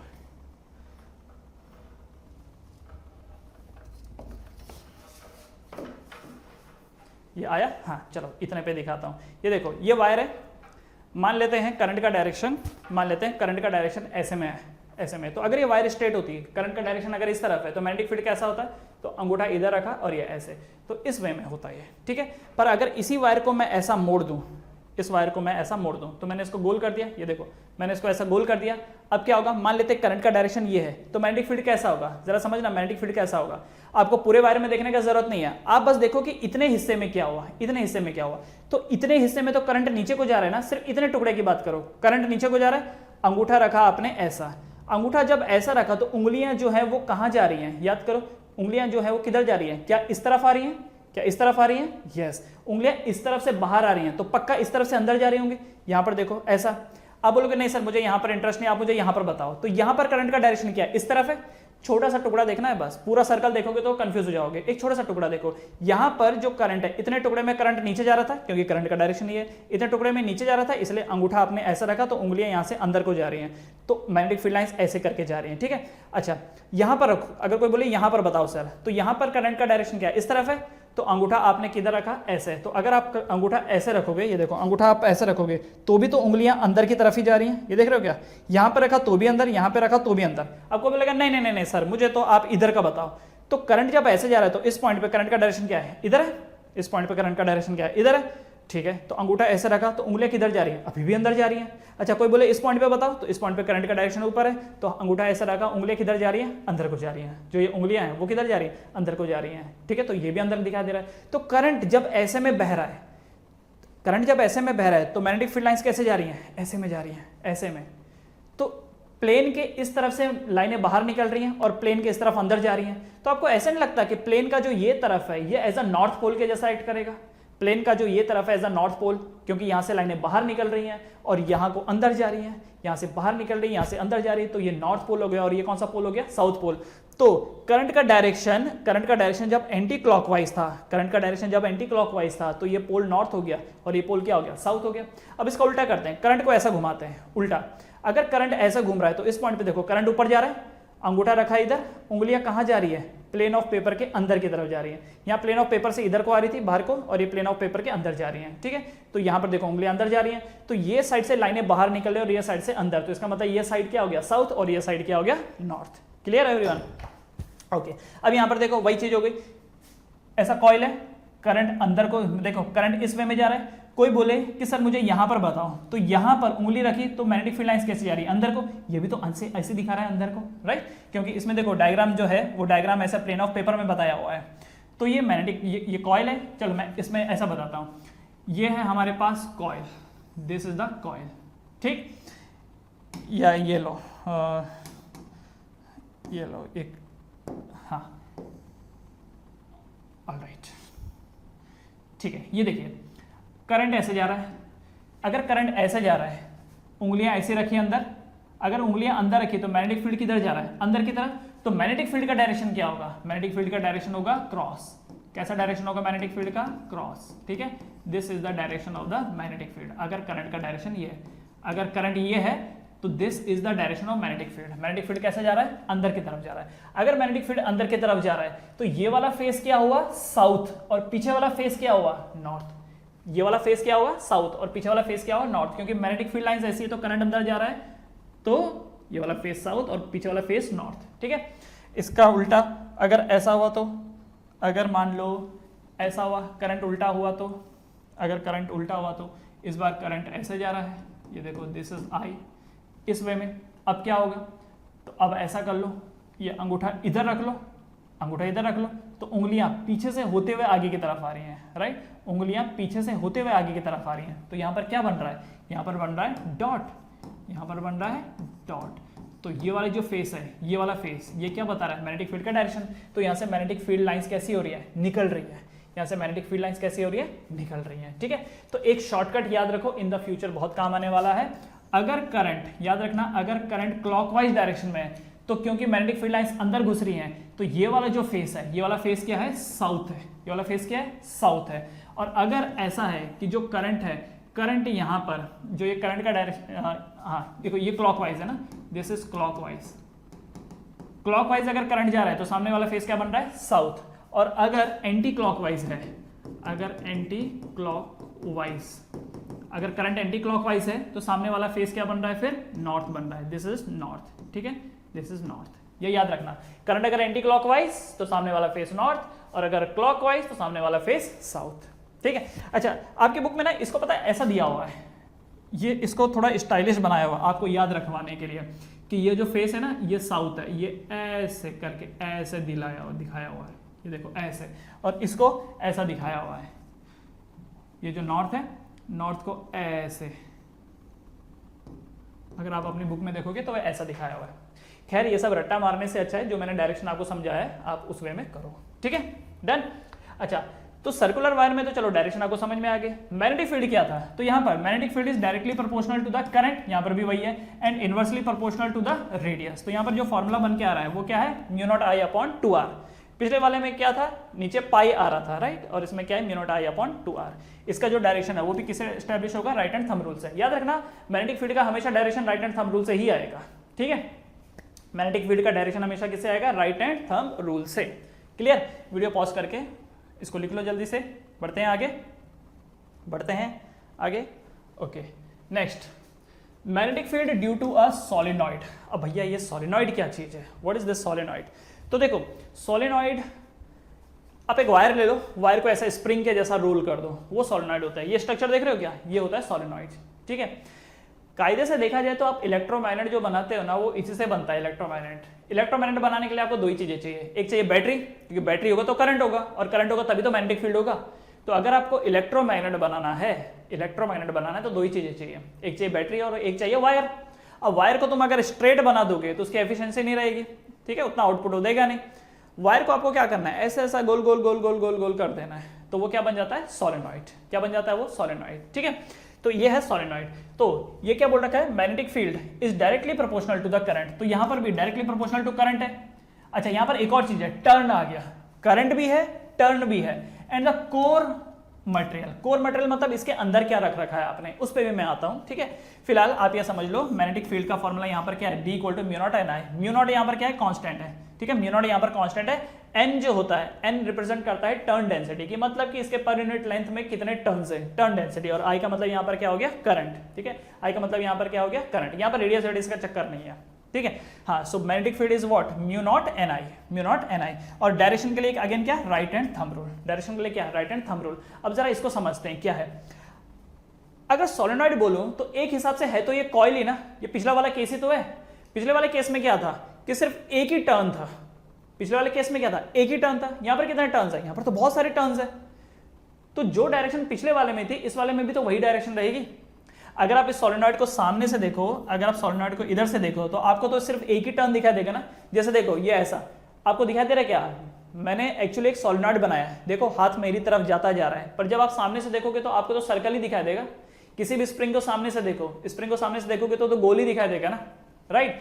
तो जैसे डायरेक्शन आपने वहां पता करी थी, वैसे ही डायरेक्शन आप यहां पर भी पता करेंगे, वैसे डायरेक्शन आप यहां पर भी पता करेंगे। ठीक है, तो अब जब आप इसमें करंट देते हो, ध्यान रखना, जब आपने इसमें करंट दिया आई, इधर से करंट गया और इधर से वापस आया, ठीक है, तो इसका जो डायरेक्शन होगा, डायरेक्शन ऑफ क्या होगा, तो डायरेक्शन ले हम लोग वही करेंगे जो राइट हैंड थंब रूल। तो करंट गया ऐसे ऐसे ऐसे ऐसे ऐसे इस वे में गया, ठीक है, तो इसके अंदर क्या होगा, इसके अंदर मैग्नेटिक फील्ड स्टैब्लिश हो जाएगा, इसके अंदर मैग्नेटिक फील्ड स्टैब्लिश हो जाएगा। और ये है magnetic field lines, these are the magnetic field lines. ये क्या है यहाँ पर, यह है मैग्नेटिक फील्ड लाइंस, ठीक है, these are the magnetic field lines. अच्छा, डायरेक्शन क्या होगा, तो ये जो करंट है ये ऐसे में ऐसे गया, सामने वाला फेस दिखाता हूँ, करंट जो है वो ऐसे से ऐसे में गया, दिख रहा है क्या, फिर वो पीछे इस वे में, this is the direction of the current, ये ऐसे। तो अगर करंट क्लॉकवाइज है, अगर करंट क्लॉकवाइज है, तो क्लॉकवाइज में जो डायरेक्शन होती थी वो कैसे होती थी, अंदर की तरफ, मतलब ये वाला जो फेस है वो साउथ है और पीछे वाला फेस क्या है, नॉर्थ। इसका मतलब ये होगा direction of the magnetic field, ठीक है। तो बेसिकली ये बन गया नॉर्थ पोल और ये बन गया साउथ पोल। करंट अगर ऐसा आ रहा है तो मैग्नेटिक फील्ड इसके अंदर ऐसा बनेगा, ठीक है। So this is the north pole and this is the south pole, ठीक। This is the magnitude and direction के लिए क्या करना है आपको, राइट हैंड थंब रूल। तो अगर पिछला वाला केस सीख गए हो तो इसमें कोई दिक्कत नहीं आने वाली है, क्योंकि बात बिल्कुल वैसे ही है जैसा पिछले वाला था, ठीक है, बस इसमें बहुत सारे टर्म्स हैं। ऑलराइट, चलिए बढ़े आगे, इसको लिख लीजिए, बढ़ते हैं आगे। नेक्स्ट, ओके, नेक्स्ट इज अच्छा difference bar magnet and electromagnet. Bar magnet and electromagnet के बीच का डिफरेंस। तो बार मैग्नेट क्या होता है, तो नेचर कैसा है, तो नेचर बोल रखा है परमानेंट मैग्नेट। जो बचपन में हम खेलते थे वो परमानेंट मैग्नेट होते हैं। कोई बोले कि इसका मैग्नेटिक प्रॉपर्टी को खत्म कर दो, हम नहीं कर सकते, ठीक है। और अगर मान लो खत्म हो गया उसकी मैग्नेटिक प्रॉपर्टी, तो वो वापस पैदा नहीं हो सकती। एक बार मैग्नेट डेड तो डेड, ठीक। तो जो परमानेंट मैग्नेट होते हैं, मतलब ये जो बार मैग्नेट होते हैं, these are the permanent magnet, ठीक है। Its magnetism is natural and is permanent. जबकि इलेक्ट्रोमैग्नेट कैसे होते हैं, टेम्पररी मैग्नेट। बिकॉज यहाँ पर क्या होता है, becomes magnet only when current flow. अगर करंट है तो ये मैग्नेट है, वरना ये नहीं है। तो ये इनका नेचर है। दूसरा, control, can not be switched on और off, always magnetic, switch off on नहीं कर सकते। Can be switched on off by controlling the electric current, ठीक है, ये भी हम जानते हैं। तीसरा, स्ट्रेंथ, फिक्स्ड स्ट्रेंथ, क्योंकि एक बार बनके तैयार हो गया, फिक्स हो गया, कैन नॉट बी चेंज्ड। जबकि यहां पर ऐसा नहीं है। अगर आपको पता है ना, यहां पर अगर करंट बढ़ा दो तो मैग्नेटिक फील्ड भी बढ़ जाएगा। और अगर अच्छा डिस्टेंस वाला हिसाब किताब तो चलो इसके साथ भी है कि अगर इससे भी दूर खड़े रहोगे तो मैग्नेटिक फील्ड कम हो जाएगा। तो यहां पर आप कम ज्यादा कर सकते हो मैग्नेटिक फील्ड को, depending upon strength can be varied by changing current और द नंबर ऑफ टर्न्स, ठीक है, इसको बदल सकते हो आप। उसके बाद पोल्स, पोल का लेकर के क्या है, पोल्स आर फिक्स्ड। इसका नॉर्थ पोल अगर ये है, बार मैग्नेट का नॉर्थ पोल अगर ये है तो है, जबकि इसमें ऐसा नहीं है। अगर आपने करंट को रिवर्स कर दिया, ठीक है, इसमें किस्सा क्या है, आपने करंट को रिवर्स कर दिया तो डायरेक्शन भी बदल जाएगी। मान लो ये एक इलेक्ट्रोमैग्नेट था, इसमें आप करंट ऐसे दे रहे थे, इसमें आप जो करंट है वो ऐसे दे रहे थे, तो ये नॉर्थ था और ये साउथ। अब इसी में जो आप करंट की डायरेक्शन उसको बदल दो, उल्टा कर दो करंट की डायरेक्शन, तो अब ये नॉर्थ हो जाएगा और ये साउथ हो जाएगा, ठीक है। तो इसमें जो पोल्स होते हैं वो चेंज होते हैं depending upon the direction of the current, ठीक। अच्छा, मटेरियल, मटेरियल को लेके क्या है, usually made of hard magnetic material like steel, ठीक है, हार्ड मटेरियल से ये बने होते हैं। ये कैसे बने होते हैं? Made using soft iron core bound with insulated copper wire. अच्छा, पिछले वाले में ना एक चीज और थी, करंट पे डिपेंड करता है, टर्न पे डिपेंड करता है, और कोर मटेरियल। अच्छा, ये कोर मटेरियल क्या है? जैसे कि मैंने आपको बोला कि अगर आपको इलेक्ट्रोमैग्नेट बनाना हो तो वायर ले लो और एक बैटरी ले लो। तो वायर को आपने ऐसा करके मोड़ा और उसको लास्ट में बैटरी से कनेक्ट कर दिया तो वो इलेक्ट्रोमैग्नेट बन गया। लेकिन वो जो इलेक्ट्रोमैग्नेट बनेगा ना, वो काफी कमजोर किस्म का बनेगा, कमजोर किस्म का। ठीक है, अगर आपको उसको पावरफुल बनाना है तो आपको करना क्या है, पहले एक लोहे का पीस ले लो। ठीक है, क्या करना है, लोहे का पीस ले लो एंड फिर उसके ऊपर लपेटो, उसके ऊपर इन वायर को लपेटो। तब आप देखोगे कि ये जो इलेक्ट्रोमैग्नेट बनेगा ये स्ट्रांग बनेगा। क्यों ऐसा? वो इसलिए क्योंकि जब तक तो सिर्फ कॉपर की वायर थी तो मैग्नेटिज्म इसी के अंदर रहेगा, लेकिन जैसे उसको आपने किसी आयरन कोर पे लपेटा या उसके अंदर आयरन कोर डाल दिया तो वो अपने साथ साथ उस आयरन कोर को भी मैग्नेटाइज कर देगा। अब यहां पर ये जो आयरन कोर है, दिस इज आयरन कोर, ये जो आयरन कोर है प्लस ये जो वायर है, ये दोनों के दोनों मिलजुल करके मैग्नेटिक फील्ड क्रिएट कर रहे हैं। इसलिए मैग्नेटिक फील्ड यहां पर कैसा होगा, काफी हाई होगा। ठीक है, ज्यादा मैग्नेटिक फील्ड बनेगा। जबकि अगर सिर्फ वायर होगी, अगर सिर्फ वायर होगी, सिर्फ वायर, तो उसमें जो मैग्नेटिक फील्ड प्रोड्यूस कर रहा है वो कौन कर रहा है, ओनली वायर। तो यहां पर जो मैग्नेटिक फील्ड होगा वो कैसा होगा, लो किस्म का होगा। ठीक है, इसलिए याद रखना, अगर पावरफुल बनाना है, पावरफुल बनाना है तो अंदर आपको कुछ ना कुछ मैग्नेटिक मटेरियल डालना पड़ेगा। ठीक है, लोहा वगैरह कुछ भी। ठीक, ओके। अच्छा, इससे पहले और भी कुछ पॉइंट थे यहाँ पर, एग्जाम्पल या यूजेस। क्या है इसके एग्जाम्पल्स? एग्जाम्पल क्या है, compass needle, fridge magnet etcetera, ये उसके एग्जाम्पल्स हैं। ठीक है, देखो ये बार मैग्नेट होता है ना, ये बहुत जगह लगे होते हैं। जैसे अगर आप मोटर देखो तो मोटर में कई जगह पर मोटर में ये लगे होते हैं। आजकल तो क्या किया जा रहा है कि जो परमानेंट मैग्नेट है उसको हटाया जा रहा है और उसकी जगह इलेक्ट्रोमैग्नेट ही लगाया जा रहा है। ठीक है, पर आज भी कई जगहों पर यूज होता है। ठीक है, जैसे फ्रिज मैग्नेट बोल रहा है। अच्छा, उसके बाद इसका इस्तेमाल कहाँ पर होता है, इलेक्ट्रिक बेल। अच्छा, इलेक्ट्रिक बेल में देखा होगा जैसे स्विच ऑन करते हैं तो ढंग ढंग बजता है। होता क्या है, जब आप स्विच ऑन करते हो इलेक्ट्रिक बेल का, स्विच ऑन करते ही वो जो आपका बेल होता है उसमें ऐसे ही सोलेनॉइड लगाया होता है। सोलेनॉइड के अंदर एक लोहा होता है, वो उसके अंदर मैग्नेटिक प्रॉपर्टी आ जाती है और वो सीधा खिसक जाता है वहाँ पे ढंग, क्योंकि मैग्नेट बन गया। और मैग्नेट क्या करता है, धक्का देता है। तो जैसे स्विच ऑन किया ये मैग्नेट बन गया, और मैग्नेट बना तो इसके अंदर एक फोर्स, तो इसने फोर्स लगाना चालू किया, सीधा ठक हुआ वहाँ पर ठंग, और उसके ऊपर एक स्प्रिंग लगी होती है। तो जैसे आपने बटन हाथ हटाया ये वापस अपनी जगह पर आ जाता है क्योंकि स्प्रिंग लगी होती है। तो इसलिए दो बार होता है टंग टंग, एक बार जाते वक्त और एक बार वापस आते वक्त, टंग टंग टंग टंग। समझ में आया? हाँ, तो इलेक्ट्रिक बेल हो गई, क्रेन्स फॉर लिफ्टिंग स्क्रैप, अभी ये मैंने एग्जांपल दिया था स्क्रैप वाला, मोटर हो गया, ट्रांसफार्मर हो गया एक्सेट्रा, तो उनमें इसका इस्तेमाल होता है। ठीक है, तो वीडियो पॉज करके आप जो ये डिफरेंसेस है इसको लिख लीजिए। ठीक है, वीडियो पॉज करिए, 3 2 1 गो, बढ़ते हैं आगे। Alright, now next is force on a current carrying conductor in a magnetic field. Force on a current carrying conductor in a magnetic field. अच्छा जी, अब जरा इस बात को अच्छे से समझना। मैंने क्या बोला था, एक वायर है, अगर उसमें करंट दे दो तो वो वायर क्या बन जाती है, मैग्नेट बन जाती है, राइट। अगर वायर में करंट नहीं है तो कुछ नहीं, कोई प्रॉब्लम नहीं है। ये एक वायर रखी हुई है, क्या ये मैग्नेट है? क्या एक वायर मैग्नेट होती है? क्या कॉपर मैग्नेट है? बिल्कुल नहीं। पर अगर उस कॉपर में करंट डाल दिया जाए तो क्या अब वो मैग्नेट है? यस। देखो इस बात को अच्छे से दिमाग में बिठाओ, ये चैप्टर वापस 12th में आने वाला है, समझो अच्छे से। एक वायर है, क्या वो मैग्नेट है? नहीं है। पर अगर उस वायर में करंट दे दिया जाए तो क्या अब वो मैग्नेट है? यस, अब वो मैग्नेट है। अगर ये मैग्नेट बन चुका है तो ये मैग्नेट क्या करेगा, दूसरे मैग्नेट के मैग्नेटिक फील्ड में जैसे ही आएगा तो ये धकेलना चालू करेगा। यस और नो? सोच के बताओ। एक बात बताओ जरा, एक चार्ज पार्टिकल जब भी धक्का देगा तो किसको धक्का देगा? दूसरे चार्ज पार्टिकल को देगा। एक चार्ज पार्टिकल कभी भी किसी मास पार्टिकल को धक्का देगा क्या? नहीं देगा, क्योंकि ये अलग है और वो अलग है। ठीक है, ये अलग है वो अलग है। इलेक्ट्रिक चार्ज हमेशा दूसरे इलेक्ट्रिक चार्ज को ही धक्का देगा, मास पार्टिकल दूसरे मास पार्टिकल को ही धक्का देगा, और एक मैग्नेट दूसरे मैग्नेट को ही धक्का देगा। समझ में आई बात? हाँ, तो यहां पर भी बिल्कुल वही है कि अगर मैग्नेटिक फील्ड में, याद रखना, मैग्नेटिक फील्ड में किसी करंट कैरिंग कंडक्टर को रखा तो क्या लगेगा उसके ऊपर? धक्का। क्यों? क्योंकि अगर मैग्नेटिक फील्ड है तो इसका मतलब पक्का वहां कोई मैग्नेट रहा होगा, तभी तो मैग्नेटिक फील्ड है। प्लस आपने एक करंट कैरिंग कंडक्टर भी ले लिया, तो करंट कैरिंग कंडक्टर भी अपने आप में क्या है? एक मैग्नेट है कि नहीं? तो मैग्नेटिक फील्ड क्यों है? क्योंकि वहां पर कोई मैग्नेट है, और करंट कैरिंग कंडक्टर क्या है? वो भी मैग्नेट है। तो जब दो मैग्नेट आमने सामने आएंगे तो उनके बीच में क्या लगेगा?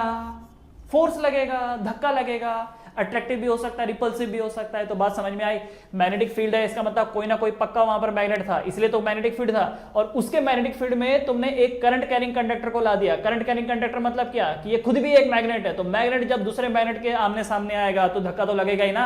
इसीलिए जो हमारा अगला हेडिंग है वो क्या है? Force on a current carrying conductor in a magnetic field. Force on a current carrying conductor in a magnetic field. तो जब भी किसी कंडक्टर को आप किसी मैग्नेटिक फील्ड में लेके आते हो तो उसके ऊपर एक धक्का लगता है। उसके ऊपर क्या होता है? धक्का लगता है। और ये जो प्रिंसिपल है, इसी के हेल्प से हम लोग मोटर बनाते हैं। इसी के हेल्प से हम लोग मोटर बनाते हैं। ठीक है, तो अगर आपने ये समझ लिया तो आपको मोटर समझना भी आसान हो जाएगा। ऑलराइट, अच्छा जी। तो यहाँ पर क्या बोल रखा है कि मैग्नीट्यूड क्या होगा? भाई जो धक्का लगेगा उसका मैग्नीट्यूड क्या होगा? क्योंकि अगर हमको मैग्नीट्यूड पता होगा तो हम बता सकते हैं ना कि भाई हमको जैसी मोटर बनानी है। जैसे मान लो अगर मोटर आपको कार में लगानी है तो आपको पता है कि ठीक है छोटी मोटर चाहिए, कम पावरफुल चाहिए। लेकिन अगर वही मोटर आपको ट्रेन में लगानी है, ट्रेन खींचनी है आपको, तो वो मोटर पावरफुल होनी चाहिए, वो फोर्स ज्यादा क्रिएट करनी चाहिए। तो फोर्स तो तभी क्रिएट करेगा ना जब आपको पता होगा कि उसका फोर्स डिपेंड किस पे करता है, उसके फोर्स का मैग्नीट्यूड डिपेंड किस में करता है। तो क्या बता रखा है? मैग्नीट्यूड। तो ये बोल रखा है कि जो ये फोर्स लग रहा है ना, force is directly proportional to the magnetic field. मतलब कि ये दोनों एक दूसरे के ऊपर जो धक्का देंगे ये इस बात पे डिपेंड करता है, नंबर 1 कि मैग्नेटिक फील्ड कितना है। ठीक है, किस बात पे डिपेंड करता है? मैग्नेटिक फील्ड कितना है। ठीक है, तो ये देखो पहले मैग्नेट का क्या? Magnetic field. ठीक है, करंट दूसरा क्या है? करंट। करंट किसका होगा? इसका होगा। ठीक है, ये मैंने नाम दे दिया I2। ठीक है, उसको मैं सब 1 का नाम दूंगा और उसको मैं 2 का नाम दूंगा। तो अगर मैग्नेटिक फील्ड इसका है तो करंट इसका है, क्योंकि ये तो मैग्नेट है ना, इस पे थोड़ी करंट होगा, करंट तो इसका होगा। तो अगर मैग्नेटिक फील्ड इसका है तो करंट इसका है। ठीक है, एंड और क्या बोल रखा है? Length of the wire. Length of the wire, ये जो वायर है, वायर की लेंथ। तो वायर की लेंथ मतलब L से रिप्रेजेंट करता हूं मैं, L2। ये I2 है और ये L2 है। ठीक है, ये I2 है और ये क्या है यहाँ पर? L2। चलो कैपिटल में लिख देता हूं मैं। ठीक, इसको मैं कैपिटल में लिख देता हूं। ये L2 है और ये I2 है। Right, and the angle between magnetic field and current. अच्छा, मैग्नेटिक फील्ड और ये करंट के जो बीच का एंगल है वो भी मायने रखता है। तो बेसिकली थीटा। तो 3 चीजें यहाँ पर मुझे दिख रही हैं कि अगर मैंने किसी मैग्नेटिक फील्ड में किसी वायर को रख दिया जिसमें करंट है तो उस वायर के ऊपर एक धक्का लगेगा। उस वायर के ऊपर एक धक्का लगेगा। ठीक है, जैसे मैं आपको ये दिखाता हूं। मान लो this is the magnetic field. ये मैग्नेटिक फील्ड है, ये मैग्नेटिक फील्ड है। ठीक है, क्या ये मैग्नेटिक फील्ड है? इस मैग्नेटिक फील्ड में मैंने किसी वायर को रख दिया। ये मान लो एक वायर है और इस वायर में करंट है। मान लेते हैं एक वायर है, इस वायर में करंट है इस डायरेक्शन में, दिस इज द करंट। तो इसके ऊपर धक्का लगेगा। अब आपके मन में सवाल आएगा, सर ये मैग्नेटिक फील्ड आया कहां से? अरे आया कहां से? होगा मैग्नेट होगा। अगर मैग्नेटिक फील्ड का डायरेक्शन ये है तो पक्का यहाँ पर नॉर्थ पोल रहा होगा और यहाँ पर साउथ पोल रहा होगा। तभी तो नॉर्थ पोल से लाइनें निकल रही है और साउथ की तरफ जा रही है। यस और नो? यही होगा ना? हाँ, तो ये मैग्नेटिक फील्ड है। मैग्नेटिक फील्ड क्यों है? क्योंकि कहीं ना कहीं मैग्नेट होगा। आपको इस बात से फर्क नहीं पड़ना चाहिए कि मैग्नेट उन्होंने दिखाया कि नहीं दिखाया है। मैग्नेटिक फील्ड है ना, तो इसका मतलब कहीं ना कहीं मैग्नेट होगा। ठीक है, हाँ। तो अगर मैग्नेटिक फील्ड में किसी वायर को रखेंगे तो जो ये फोर्स लगेगा इसके ऊपर, ये किस किस बातों पे डिपेंड कर रहा है? तो फोर्स एक तो डिपेंड कर रहा है मैग्नेटिक फील्ड पे, दूसरा करंट पे, और तीसरा इस लेंथ पे। तीसरा किस पे डिपेंड कर रहा है? इस लेंथ पे डिपेंड कर रहा है कि कितनी लेंथ है। अगर लेंथ ज्यादा होगी तो धक्का ज्यादा लगेगा, लेंथ कम होगी तो धक्का कम लगेगा। सीधी सी बात है।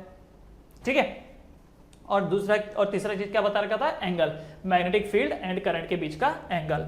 अच्छा, फॉर्मूला वाइज देखें तो क्या बन रहा है? F = ILB sin theta. Current depend कर रहा है, हाँ बोल रखा है। मैग्नेटिक फील्ड बोल रखा है, बोल रखा है। तीसरा लेंथ भी बोल रखा है, बोल रखा है। अच्छा, एक चौथा चीज है थीटा। एक्चुअली 4 चीजें हो गई, length, current, theta and magnetic field. ठीक है, सो फोर्स का फॉर्मूला क्या बना? ILB sin theta. क्या ये याद रखना है?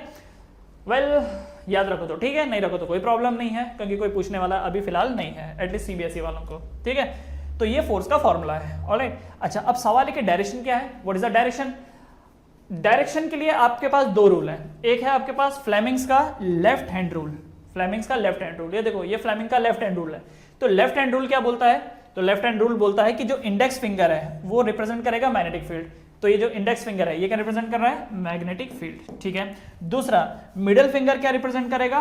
करंट। ये जो मिडिल फिंगर है ये क्या रिप्रेजेंट कर रहा है? करंट। ये क्या रिप्रेजेंट कर रहा है? करंट। थंब क्या रिप्रेजेंट कर रहा है? फोर्स। ये जो थंब है ये क्या रिप्रेजेंट कर रहा है? फोर्स।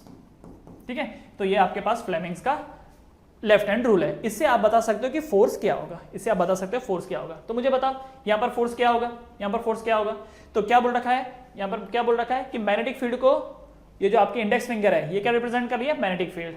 ठीक है, तो मैग्नेटिक फील्ड का डायरेक्शन ये है, तो मैंने उंगली इधर रख दी। ठीक है, अच्छा ये क्या रिप्रेजेंट करेगा? मिडिल फिंगर क्या रिप्रेजेंट करेगा? करंट। तो देखो मैग्नेटिक फील्ड इधर है, करंट किधर जा रहा है? ऊपर।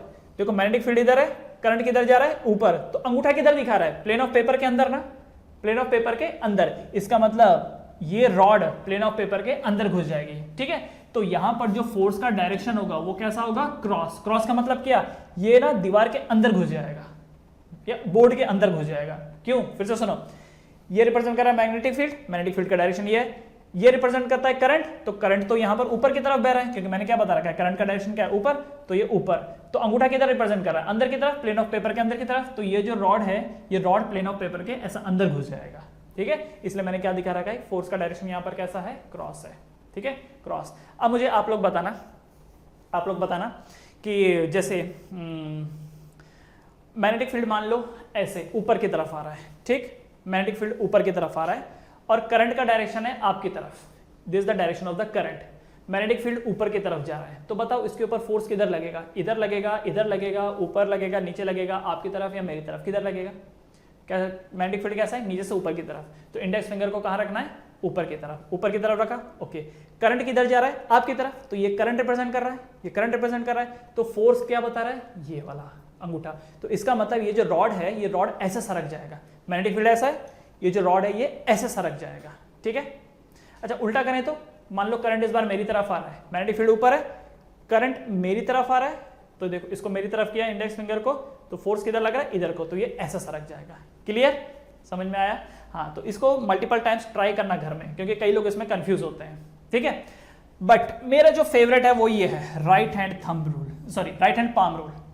देखो फ्लेमिंग्स का लेफ्ट हैंड है, जबकि पाम रूल के हिसाब से जाओगे तो राइट हैंड है। मुझे ये वाला रूल ज्यादा अच्छा लगता है, पाम रूल, क्योंकि मैं इसमें ना बहुत बार भूल जाता हूं कि अंगूठा क्या रिप्रेजेंट करता है, करंट कौन सी उंगली से रिप्रेजेंट होता है, मैग्नेटिक फील्ड किससे। तो फ्लेमिंग्स का जो लेफ्ट हैंड रूल है वो मेरे को थोड़ा सा याद रखने में दिक्कत होती है। पाम वाला रूल मुझे बहुत बेटर लगता है। क्यों? क्योंकि पाम वाले में जो फिंगर्स हैं वो क्या बताती है? Magnetic field. ये जो फिंगर्स हैं ये क्या बता रही हैं? फिंगर्स बता रही हैं मैग्नेटिक फील्ड। ठीक है, अच्छा ये याद रखना क्यों आसान होता है? क्योंकि इसमें कई चीजों का ना अपना लॉजिकल मीनिंग है। कैसा लॉजिकल मीनिंग है? उंगलियां क्या बता रही है? Magnetic field. और आपको पता है ना मैग्नेटिक फील्ड लाइंस होती हैं, उंगलियां भी तो लाइंस ही हैं, तो याद रखने में आसान होता है। अच्छा मैग्नेटिक फील्ड लाइंस होती है ना, तो ये भी तो लाइंस ही है। अच्छा ये मैग्नेटिक फील्ड लाइन है। ठीक है जी। दूसरा, थंब क्या रिप्रेजेंट कर रहा है यहाँ पर? करंट। ये थंब क्या रिप्रेजेंट कर रहा है? करंट। ठीक है, दिस इज रिप्रेजेंटिंग करंट। बोलते हैं ना हम लोग किधर जा रहा है? इधर। कौन सी डायरेक्शन में? इधर। तो करंट का डायरेक्शन आप बताते हो ना, इधर, उस डायरेक्शन, ये ऐसा ऐसा। तो करंट यहाँ पर क्या बताता है? थंब। एंड जो तीसरा पाम, पाम क्या दिखाता है? फोर्स। मतलब ये वाला जो साइड है ये क्या बताता है? फोर्स। मतलब ये वाला जो साइड है ये क्या बताता है? This represent force. ये क्या रिप्रेजेंट करता है? फोर्स। अच्छा जब मार पड़ती है तो इधर से पड़ती है ना, राइट? तो फोर्स जो लगता है वो तो इधर से लगता है। तो यहाँ पर हर चीज के अपने जेन्युइन मीनिंग है। मैग्नेटिक फील्ड क्योंकि लाइंस होती है तो ये लाइंस है। करंट के लिए करंट का डायरेक्शन कैसे दिखाते हैं? ऐसे। भाई किधर जा रहा है? उधर, इधर, इधर। तो डायरेक्शन तो हम ऐसे दिखाते हैं। और जो पड़ती है मार, जो फोर्स लगता है वो तो इधर से लगता है। तो इसलिए कभी भूलता नहीं हूं मैं, तो मेरे लिए तो ये फेवरेट है। ठीक है, अब जरा इससे समझते हैं। तो थोड़ी देर पहले मैंने जैसे आपको इसका एग्जांपल दिया था, बताओ पाम रूल लगाते हैं। याद रखना पाम रूल के लिए राइट हैंड है, जबकि फ्लेमिंग्स के लिए क्या है? लेफ्ट है। तो राइट हैंड पाम रूल। अच्छा तो यहां पर देखें पाम रूल के हिसाब से उंगलियां मैग्नेटिक फील्ड इधर, करेक्ट। करंट किधर? ऊपर की तरफ। देखो यहां पर करंट ऊपर की तरफ, तो पाम किधर दिखा रहा है? अंदर। मतलब ये जो रॉड है ये अंदर की तरफ धंस रहा है। फ्लेमिंग्स में भी यही था। ऑलराइट, अब जरा इसका, जैसे मैंने आपको एक और एग्जांपल दिया था, मान लेते हैं मैग्नेटिक फील्ड ऐसा है, नीचे से ऊपर की तरफ जा रहा है और करंट आपकी तरफ जा रहा है, तब क्या होगा? तब क्या होगा? सो उंगलियां ऊपर क्योंकि मैग्नेटिक फील्ड उधर, करंट आपकी तरफ है ऐसे, तो हाथ किधर दिखा रहा है? इस तरफ। तो ये जो रॉड है किधर सरक जाएगा? इधर सरक जाएगा। ठीक है, अच्छा मान लेते हैं करंट मेरी तरफ है, मैग्नेटिक फील्ड इधर है, करंट मेरी तरफ है, तो पाम किधर दिखा रहा है? इधर। तो इसका मतलब ये इधर सरक जाएगा, ये ऐसे सरक जाएगा। क्लियर? हाँ, सो this is the rule, right hand palm rule. मेरा फेवरेट तो भाई सेकंड वाला है, बाकी आप अपने हिसाब से देख लीजिए, आपको जो अच्छा लगे। ठीक है, दोनों ही रूल यहाँ पर लग सकते हैं। ऑलराइट, सो याद रखना, this is the formula for the force on a current carrying conductor in a magnetic field. Video pause करके इसको आप जल्दी से लिख लीजिए, वीडियो पॉज करके इसको जल्दी से लिख लीजिए। चलिए बढ़ते हैं आगे। अच्छा, कई बार ना स्टूडेंट कंफ्यूज हो जाते हैं किस चीज में, इस चीज में कि सर एक है हमारे पास राइट हैंड थंब रूल, ठीक है, right hand thumb rule, right hand thumb rule, and दूसरा है Fleming's left hand rule, Fleming's left hand rule. जहां पर राइट हैंड लगाना होता है वहां पर फ्लेमिंग्स लगा देते हैं, जहां फ्लेमिंग्स लगाना होता है वहां पर राइट हैंड लगा देते हैं। भाई ये दोनों रूल अलग अलग हैं। ये जो राइट हैंड थंब रूल है ये कब लगेगा, ये तब लगेगा जब करंट की वजह से मैग्नेटिक फील्ड का डायरेक्शन पता करना हो तब, ठीक है, ये याद रखना। अगर करंट दिया है और उसके बेसिस पे मैग्नेटिक फील्ड निकालना है तब ये रूल लगेगा।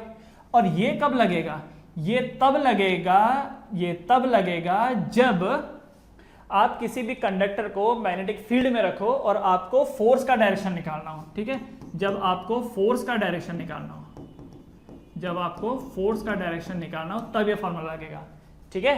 राइट हैंड थंब रूल कब लगेगा, जब मैग्नेटिक फील्ड का डायरेक्शन निकालना हो। आप चाहो तो इसको हटा दो, ये आई हटा दो, ठीक है।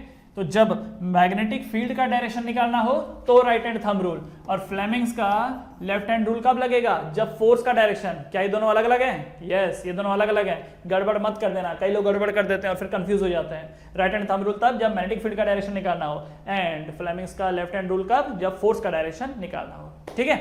चलो बढ़ते हैं आगे, नेक्स्ट। Okay, electric motor. अभी थोड़ी देर पहले जैसे मैं आपको बता रहा था कि ये जो हम पढ़ रहे हैं force on a current carrying conductor in a magnetic field, यही मोटर का प्रिंसिपल है। तो ये मोटर का प्रिंसिपल कैसे हो गया, तो जरा समझना। क्या चाहिए हमको, चाहिए, देखो मोटर करता क्या है, मोटर फोर्स ही तो क्रिएट करके देता है आपके लिए। मोटर क्या करता है, फोर्स ही तो क्रिएट करता है, राइट। फोर्स कैसे क्रिएट करता है, तो फोर्स के लिए क्या चाहिए, हमने जो फोर्स का फॉर्मूला पढ़ा था, force was I L B sine theta, ये पढ़ा था। फिलहाल ये साइन थीटा हटा दो, सिर्फ एफ ले लो, आई एल बी, ठीक है, आई एल बी। तो ये एफ मैक्स हो जाएगा। एफ मैक्स इसलिए क्योंकि मैंने साइन थीटा को एज अ 1 पुट कर दिया। मान लेते हैं साइन थीटा की जो वैल्यू है वो 1 है, मैक्सिमम वैल्यू उसकी। तो फोर्स का फॉर्मूला क्या बन गया, आई एल बी बन गया, ठीक है। तो जितना ज्यादा करंट होगा उतना ज्यादा फोर्स होगा। तो अगर मुझे एक पावरफुल मोटर बनानी है तो सबसे पहले मुझे एंश्योर करना होगा कि उसके अंदर मैं ज्यादा से ज्यादा करंट दे सकूं, क्योंकि जितना ज्यादा करंट होगा उतना ज्यादा फोर्स मुझे मिलेगा, ठीक है। दूसरा होता है लेंथ। किसकी लेंथ, ये जो आपने कॉइल ले रखा है, देख रहे हो क्या, ये कॉइल है, ठीक है, ये देखो ये कॉइल है, this is your coil. Coil में ये वाली जो साइड है, ये वाली, इस वाली साइड की जितनी ज्यादा लेंथ रहेगी ना, उतना ही ज्यादा, ये वाली जो साइड है इसकी जितनी ज्यादा लेंथ रहेगी उतनी ही ज्यादा आपको फोर्स मिलेगा। बेसिकली अगर मोटर आपकी बड़ी है, क्योंकि ये लेंथ ज्यादा होने का मतलब क्या है कि मोटर बड़ी होनी चाहिए, तो अगर मोटर आपकी बड़ी है तो फोर्स भी आपको मैक्सिमम मिलेगा, ठीक है। एंड द तीसरा चीज है बी। बी का मतलब क्या हो गया, मैग्नेटिक फील्ड। ये देखो जो साइड में 2 मैग्नेट रखे हुए हैं, अगर ये मैग्नेटिक फील्ड क्रिएट करें, बहुत बढ़िया वाला मैग्नेटिक फील्ड, बहुत अच्छा वाला मैग्नेटिक फील्ड, ठीक है, तो ऐसे में जो ये मोटर है ये कैसे बनेगी, पावरफुल बनेगी। ये जो मोटर है ये कैसे बनेगी, पावरफुल बनेगी। समझ में आया? अच्छा, तो क्या यहाँ पर मैग्नेटिक फील्ड है, इस डायग्राम में देखो, क्या यहाँ पर मैग्नेटिक फील्ड है? क्या यहाँ पर लेंथ है, क्योंकि कॉइल है तो लेंथ भी है। अच्छा, और तीसरी चीज करंट, बिल्कुल बैटरी से कनेक्टेड है तो करंट भी है। तो क्या ये मोटर बन सकता है? बिल्कुल मोटर बन सकता है। अभी काम कैसे करता है समझिए। ये देखो मेरे पास, इस कॉइल को समझो, ये कॉइल है, ठीक है, करंट ऐसे आ रहा है, देखो ध्यान से, करंट ऐसे आ रहा है बाउंड्री वाइज, बीच में मत देखो, करंट ऐसा बाउंड्री में आ रहा है, करंट ऐसे आया इधर फिर ऐसे करके वापस चला गया, ठीक, यहां से करंट ऐसे आया और फिर इधर चला गया, और यहाँ पर मैग्नेट लगे हुए थे, ये नॉर्थ था और ये साउथ है, तो मैग्नेटिक फील्ड का डायरेक्शन ये है, ठीक है, this is the direction of the magnetic field. Current यहाँ से ऐसे आ रहा है, ठीक है। अब जरा समझिए हुआ क्या, इस पोर्शन की बात करते हैं, इस पोर्शन की। जब करंट इधर से यहाँ पर आया, मैग्नेटिक फील्ड का डायरेक्शन क्या है, ये वाला रखा, मैग्नेटिक फील्ड का डायरेक्शन ये।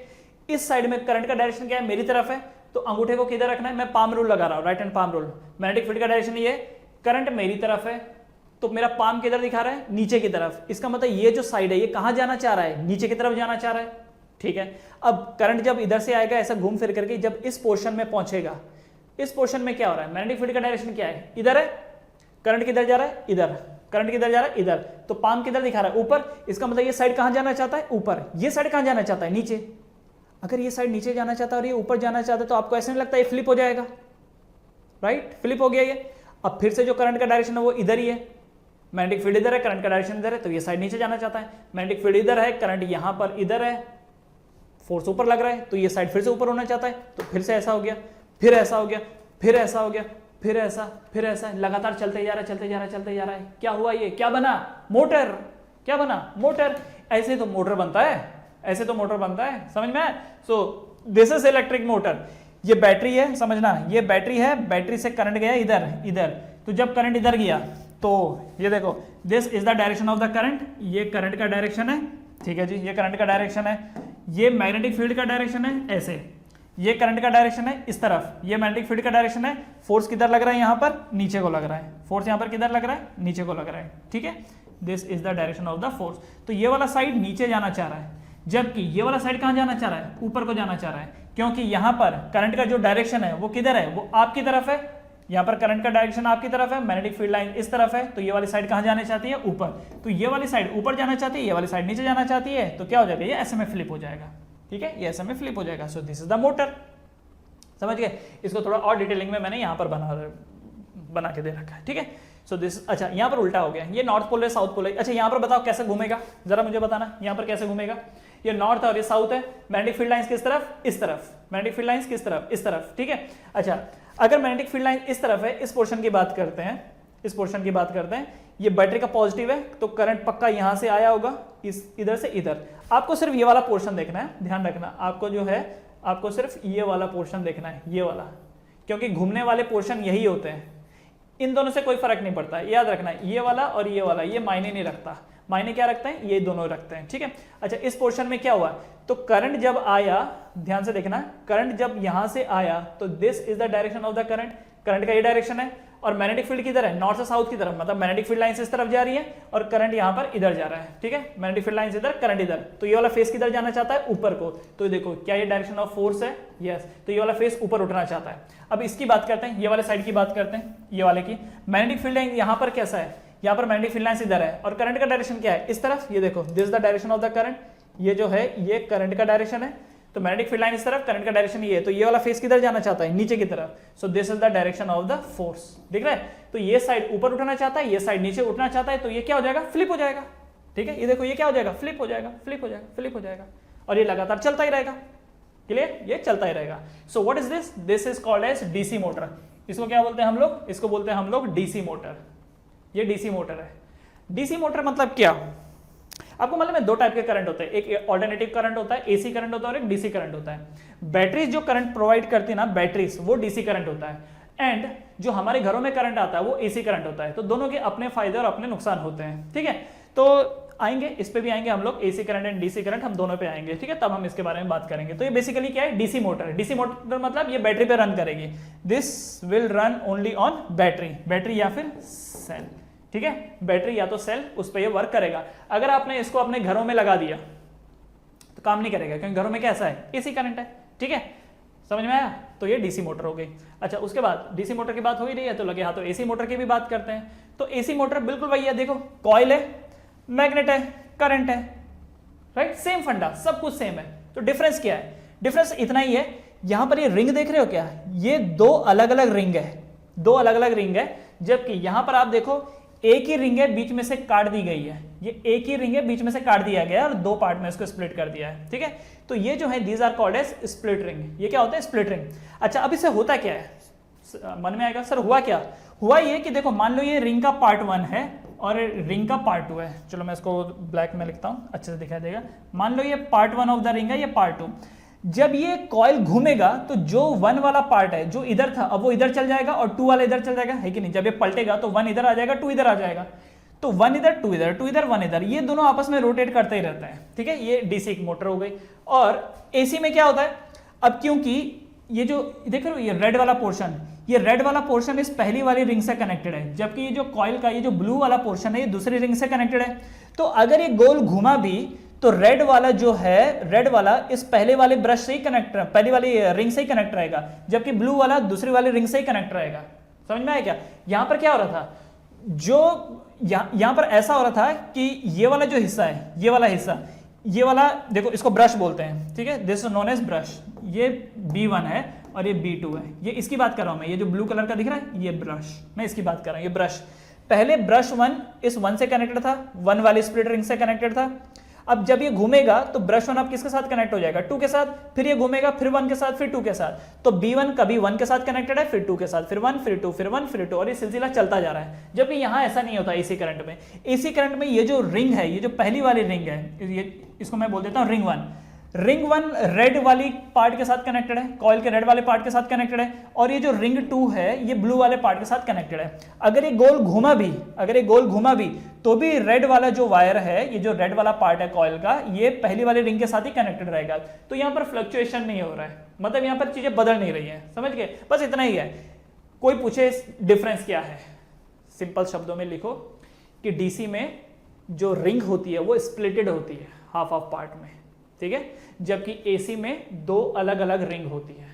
एसी में 2 अलग अलग रिंग होती है, दैट्स ऑल, बस इतना ही। बाकी सारा डायग्राम जो है वो सेम है, ठीक है। अच्छा, इसकी डिटेलिंग में सर ऐसा क्यों वैसा क्यों, तो बहुत ज्यादा लंबा हो जाएगा, ठीक है। फिलहाल इतने पे हम इसको एंड करेंगे। So AC current and DC current, ठीक है। तो ये रखना, ये याद रखना, ये क्या है, ये कैसी मोटर है, ये है एसी मोटर है। एसी मोटर का मतलब ये किस में वर्क करेगी, ऑल्टरनेटिंग करंट में। जो आपका आपने देखा होगा, जैसे आपके घरों में जो ये फैन लगे हुए हैं, ये कौन सी मोटर है, these are the AC motor. वो क्या है, एसी मोटर है ना, जो आपके घरों में जो फैन लगे हुए हैं, उसको आप बैटरी से चालू करो वो नहीं चालू होगा, ठीक है। तो एसी मोटर अलग होता है और डीसी मोटर अलग होता है। डन एवरीवन, चलिए बढ़ते हैं आगे। Next is electromagnetic induction. Electromagnetic induction, तो भाई क्या है ये इलेक्ट्रोमैग्नेटिक इंडक्शन। बेसिकली यहां पर आपको पढ़ना होता है कि बिजली कैसे बनाते हैं। यहां पर आपको पढ़ना होता है बिजली कैसे बनाते हैं। बिजली कैसे बनाते हैं सर, बिजली तो हमारे घरों में आती है, बाहर से आती है, तो भाई कहीं से तो बन के आ रही होगी, उन्होंने कैसे बनाया। तो एक तरीका तो है कि आप बैटरी बना लो, एक तरीका है कि बैटरी बना लो, तो बैटरी से भी आपको बिजली मिलती है। पर बैटरी की प्रॉब्लम क्या है, अब 2 दिन 4 दिन 5 दिन यूज करोगे, जैसे आपके घरों में इन्वर्टर लगा हुआ है, 6 घंटे के अंदर इन्वर्टर खत्म हो जाता है, तो क्या करने का, फेंक देने का। आप बोलोगे नहीं सर फेंकना क्यों है, दोबारा चार्ज करो। अरे तो दोबारा चार्ज करने के लिए भी तो इलेक्ट्रिसिटी चाहिए। या ऐसा करोगे कि एक बैटरी को खत्म करके दूसरे बैटरी को चार्ज कर रहे हो, फिर दूसरे से फिर पहले वाले को चार्ज कर रहे हो, यही करते रहोगे, नहीं। तो बैटरी को चार्ज करने के लिए भी तो कुछ चाहिए ना भाई। तो इसीलिए इस चैप्टर में हम पढ़ने वाले हैं कि इलेक्ट्रिसिटी कैसे प्रोड्यूस करें विदाउट यूज ऑफ केमिकल्स, ठीक है। तो कैसे प्रोड्यूस करना होता है इलेक्ट्रिसिटी। एक वर्ड यहां पर देख रहे हो, इंडक्शन, जानते हो इसका मतलब क्या होता है, इंडक्शन। इंडक्शन का मतलब बिना छुए अपने इंपैक्ट को दिखाना, बिना छुए अपने इंपैक्ट को दिखाना, इंडक्शन, ठीक है, बिना छुए, आपने छुआ नहीं उसके, ठीक है, बिना छुए। तो इलेक्ट्रोमैग्नेटिक इंडक्शन, अब यहां पर देखो एक चीज, इलेक्ट्रोमैग्नेट इंडक्शन, तो कैसे बनती है इलेक्ट्रिसिटी, जरा उस चीज के बारे में समझिए। इलेक्ट्रिसिटी होती क्या है, हमने बेसिक डेफिनेशन क्या पढ़ी थी इलेक्ट्रिसिटी की, कि भाई ये मेटल है हमारे पास, मेटल के अंदर ढेर सारे इलेक्ट्रॉन होते हैं, फ्री इलेक्ट्रॉन होते हैं, वो रैंडमली ऐसे ऐसे घूम रहे होते हैं, किसी काम के नहीं है। पर अगर वही सारे इलेक्ट्रॉन एक पर्टिकुलर डायरेक्शन में मूव करना शुरू कर दिए, अगर वही इलेक्ट्रॉन एक पर्टिकुलर डायरेक्शन में मूव करना शुरू कर दिए, तो ऐसे में करंट बनेगा।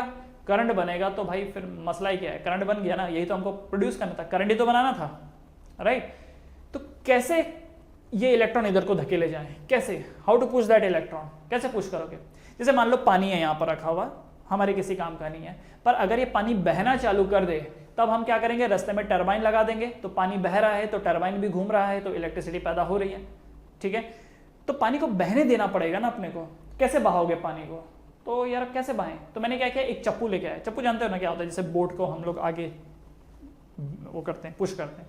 मैं एक चप्पू लेके आया और मैंने चप्पू से ऐसे किया, तो जब मैंने चप्पू से ऐसे किया, या जरूर नहीं चप्पू कुछ और भी ऐसे करके ऐसा धकेला, तो सारा पानी आगे की तरफ ऐसे किया, जैसे हम वाइपर नहीं मारते, वाइपर टाइप ऐसे करके मैंने पुश किया, तो अब पानी जो है वो आगे मूव करना चालू किया।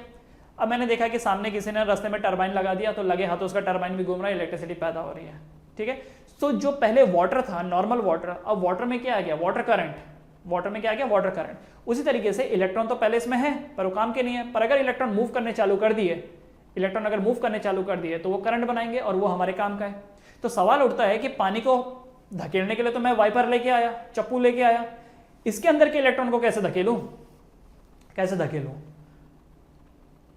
अब इसके लिए भी मेरे को चप्पू लाना पड़ेगा क्या, जी नहीं, क्योंकि इलेक्ट्रॉन तो इसके अंदर है, कैसे धकेलूं मैं, कैसे धकेलूं? कोई तो होगा जो इलेक्ट्रॉन को धकेलता होगा, कोई तो होगा जो इलेक्ट्रॉन को धक्का देता होगा। कौन है वो जो धक्का देता है? खूब सारे एक्सपेरिमेंट हुए, बाद में मालूम पड़ा कि जो मैग्नेट होता है ना, मैग्नेट, वो मैग्नेट इलेक्ट्रॉनों को धकेल सकता है। मतलब वायर लो, वायर के आगे मैग्नेट को ऐसा करो, छूना नहीं है, याद रखना, छूना नहीं है, ऐसे उसके सामने बस ऐसे ऐसे करते रहो, इलेक्ट्रॉनों को इस मैग्नेट की मैग्नेटिक फील्ड से धक्का लगेगा। ठीक है, इलेक्ट्रॉनों को इसके मैग्नेटिक फील्ड से धक्का लगेगा, और धक्का लगेगा तो ये क्या होंगे, ये आगे को मूव करना चालू करेंगे, ये आगे को मूव करना चालू करेंगे। समझ में आया? तो पानी को धकेलने के लिए मैं क्या लेके आया? चप्पू। जबकि इलेक्ट्रॉनों को धक्का देने के लिए मैं क्या लेके आया? मैग्नेट। क्या लेके आया? मैग्नेट। क्या मैंने यहां पर छुआ? क्या बोला था मैंने आपको? छूने की जरूरत नहीं है, बस ऊपर ऊपर से ऐसे करो। क्या मैंने यहां पर छुआ? नहीं छुआ। इसी को हम लोग क्या बोल रहे हैं? इंडक्शन। छुआ नहीं है हमने, बस जस्ट ऊपर ऊपर से ऐसे किया, इंडक्शन। छुआ नहीं है। ठीक है। दूसरी बात, क्या यहां पर इलेक्ट्रॉन्स इन्वॉल्व थे? यस।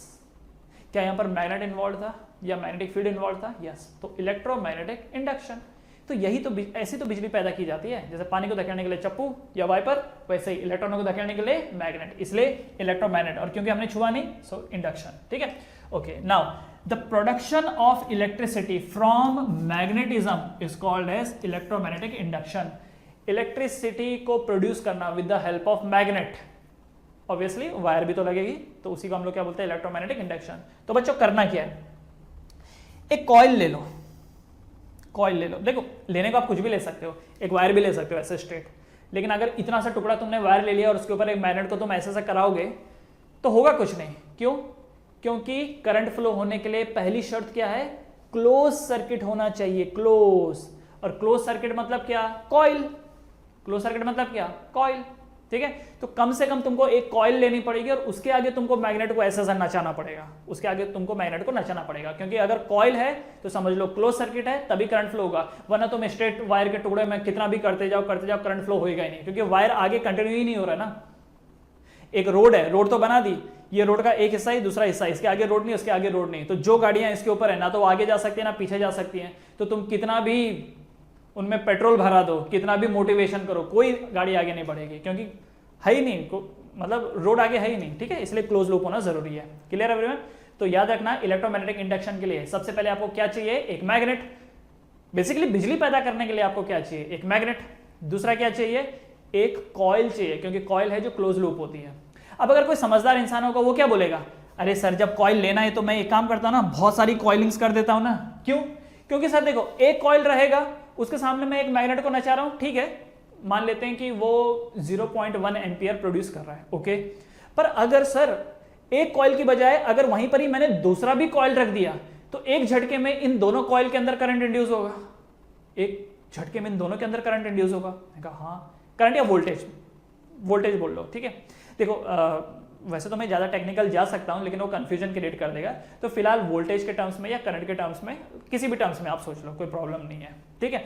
हाँ, तो क्या हुआ, सामने वाले ने सोचा कि सर अगर एक टर्न रहेगा तो कम प्रोड्यूस होगा, तो 2 टर्न का लेते तो ज्यादा होगा, 3 टर्न लेंगे तो ज्यादा होगा। तो इसीलिए हम यहाँ पर क्या कर रहे हैं? बहुत सारे टर्निंग्स ले रहे हैं। तो बहुत सारे टर्निंग्स लेने से क्या होगा? जो ये एफिशिएंसी है वो बढ़ जाएगी, जो ये एफिशिएंसी है वो बढ़ जाएगी, ठीक है। अदरवाइज एक टर्न में भी बात बनी रही थी। अब हमने क्या किया, यहाँ पर एक एमीटर कनेक्ट किया ताकि हम बता सकें कि करंट कितना बन रहा है, ताकि करंट कितना बन रहा है, ठीक। अब हमने जब मैग्नेट को ऐसे किया, यहाँ पर पुश किया, जब हमने मैग्नेट को यहाँ पर पुश किया, तो मैग्नेट के पास क्या होता है? Magnetic field. मैग्नेटिक फील्ड ने क्या किया? इसके जो इलेक्ट्रॉन्स है उनको धकेला, और जब इनके इलेक्ट्रॉनों को धकेला, तो करंट प्रोड्यूस हुआ, और करंट प्रोड्यूस हुआ तो एमीटर ने दिखाया कि हाँ देखो करंट प्रोड्यूस हो रहा है, ठीक है। सो मैग्नेट क्या करता है? मैग्नेट कंडक्टर के अंदर के इलेक्ट्रॉन को धकेलता है, और जब वो धकेलेगा तो उसी से तो इलेक्ट्रिसिटी पैदा होगी, ठीक है। अच्छा, एक बात ध्यान में रखना, ज्यादा कॉइल होंगे तो उसका असर वोल्टेज पे आएगा, एंड फिर उसका असर करंट पे आएगा, क्योंकि V is directly proportional to I, Ohm's law पढ़ा था, right, if resistance is constant. तो यहां पर ये भी देखना पड़ता है कि ज्यादा भी तुम कॉइलिंग्स ना बना दो, क्योंकि ज्यादा कॉइलिंग्स बनाओगे तो रेजिस्टेंस भी तो बढ़ेगा। तो भाई सोच समझदारी के साथ, ठीक है, समझदारी के साथ, ऑलराइट। हाँ, तो इसको जल्दी से आप लिख लीजिए कि the production of electricity from magnetism is called as electromagnetic induction. तो हमें क्या चाहिए? मैग्नेट चाहिए और कॉइल चाहिए, बस, ठीक। ओके, अब बच्चों आते हैं alternating current and direct current पे। ऑल्टरनेटिंग करंट एंड, हमने ये तो सीख लिया कि बिजली कैसे बनाते हैं। अब दो टाइप की बिजलियाँ होती हैं, एक होती है ऑल्टरनेटिंग करंट और एक होता है डायरेक्ट करंट। अब इन दोनों के बीच में डिफरेंस क्या है? सबसे पहले डायरेक्ट करंट। डायरेक्ट करंट क्या होता है? आपके पास जो ये सेल होते हैं, बैटरीज होती हैं, ये डायरेक्ट करंट देती हैं, ठीक।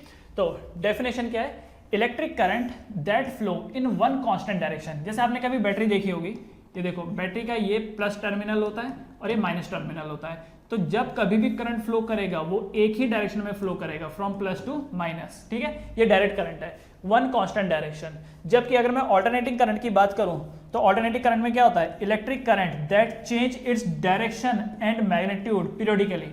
मतलब कि ऑल्टरनेटिंग करंट अगर आप ध्यान से देखो, ये जो घर में आपके वायर लगी हुई है, अगर आपको उसके इलेक्ट्रॉन दिखेंगे ना तो पता क्या चलेगा आपको? पता उसका जो इलेक्ट्रॉन है एक बार इधर जा रहा है, फिर एक बार इधर, फिर एक बार इधर, फिर एक बार इधर, वो जगह पर ही ऑसिलेट कर रहा है।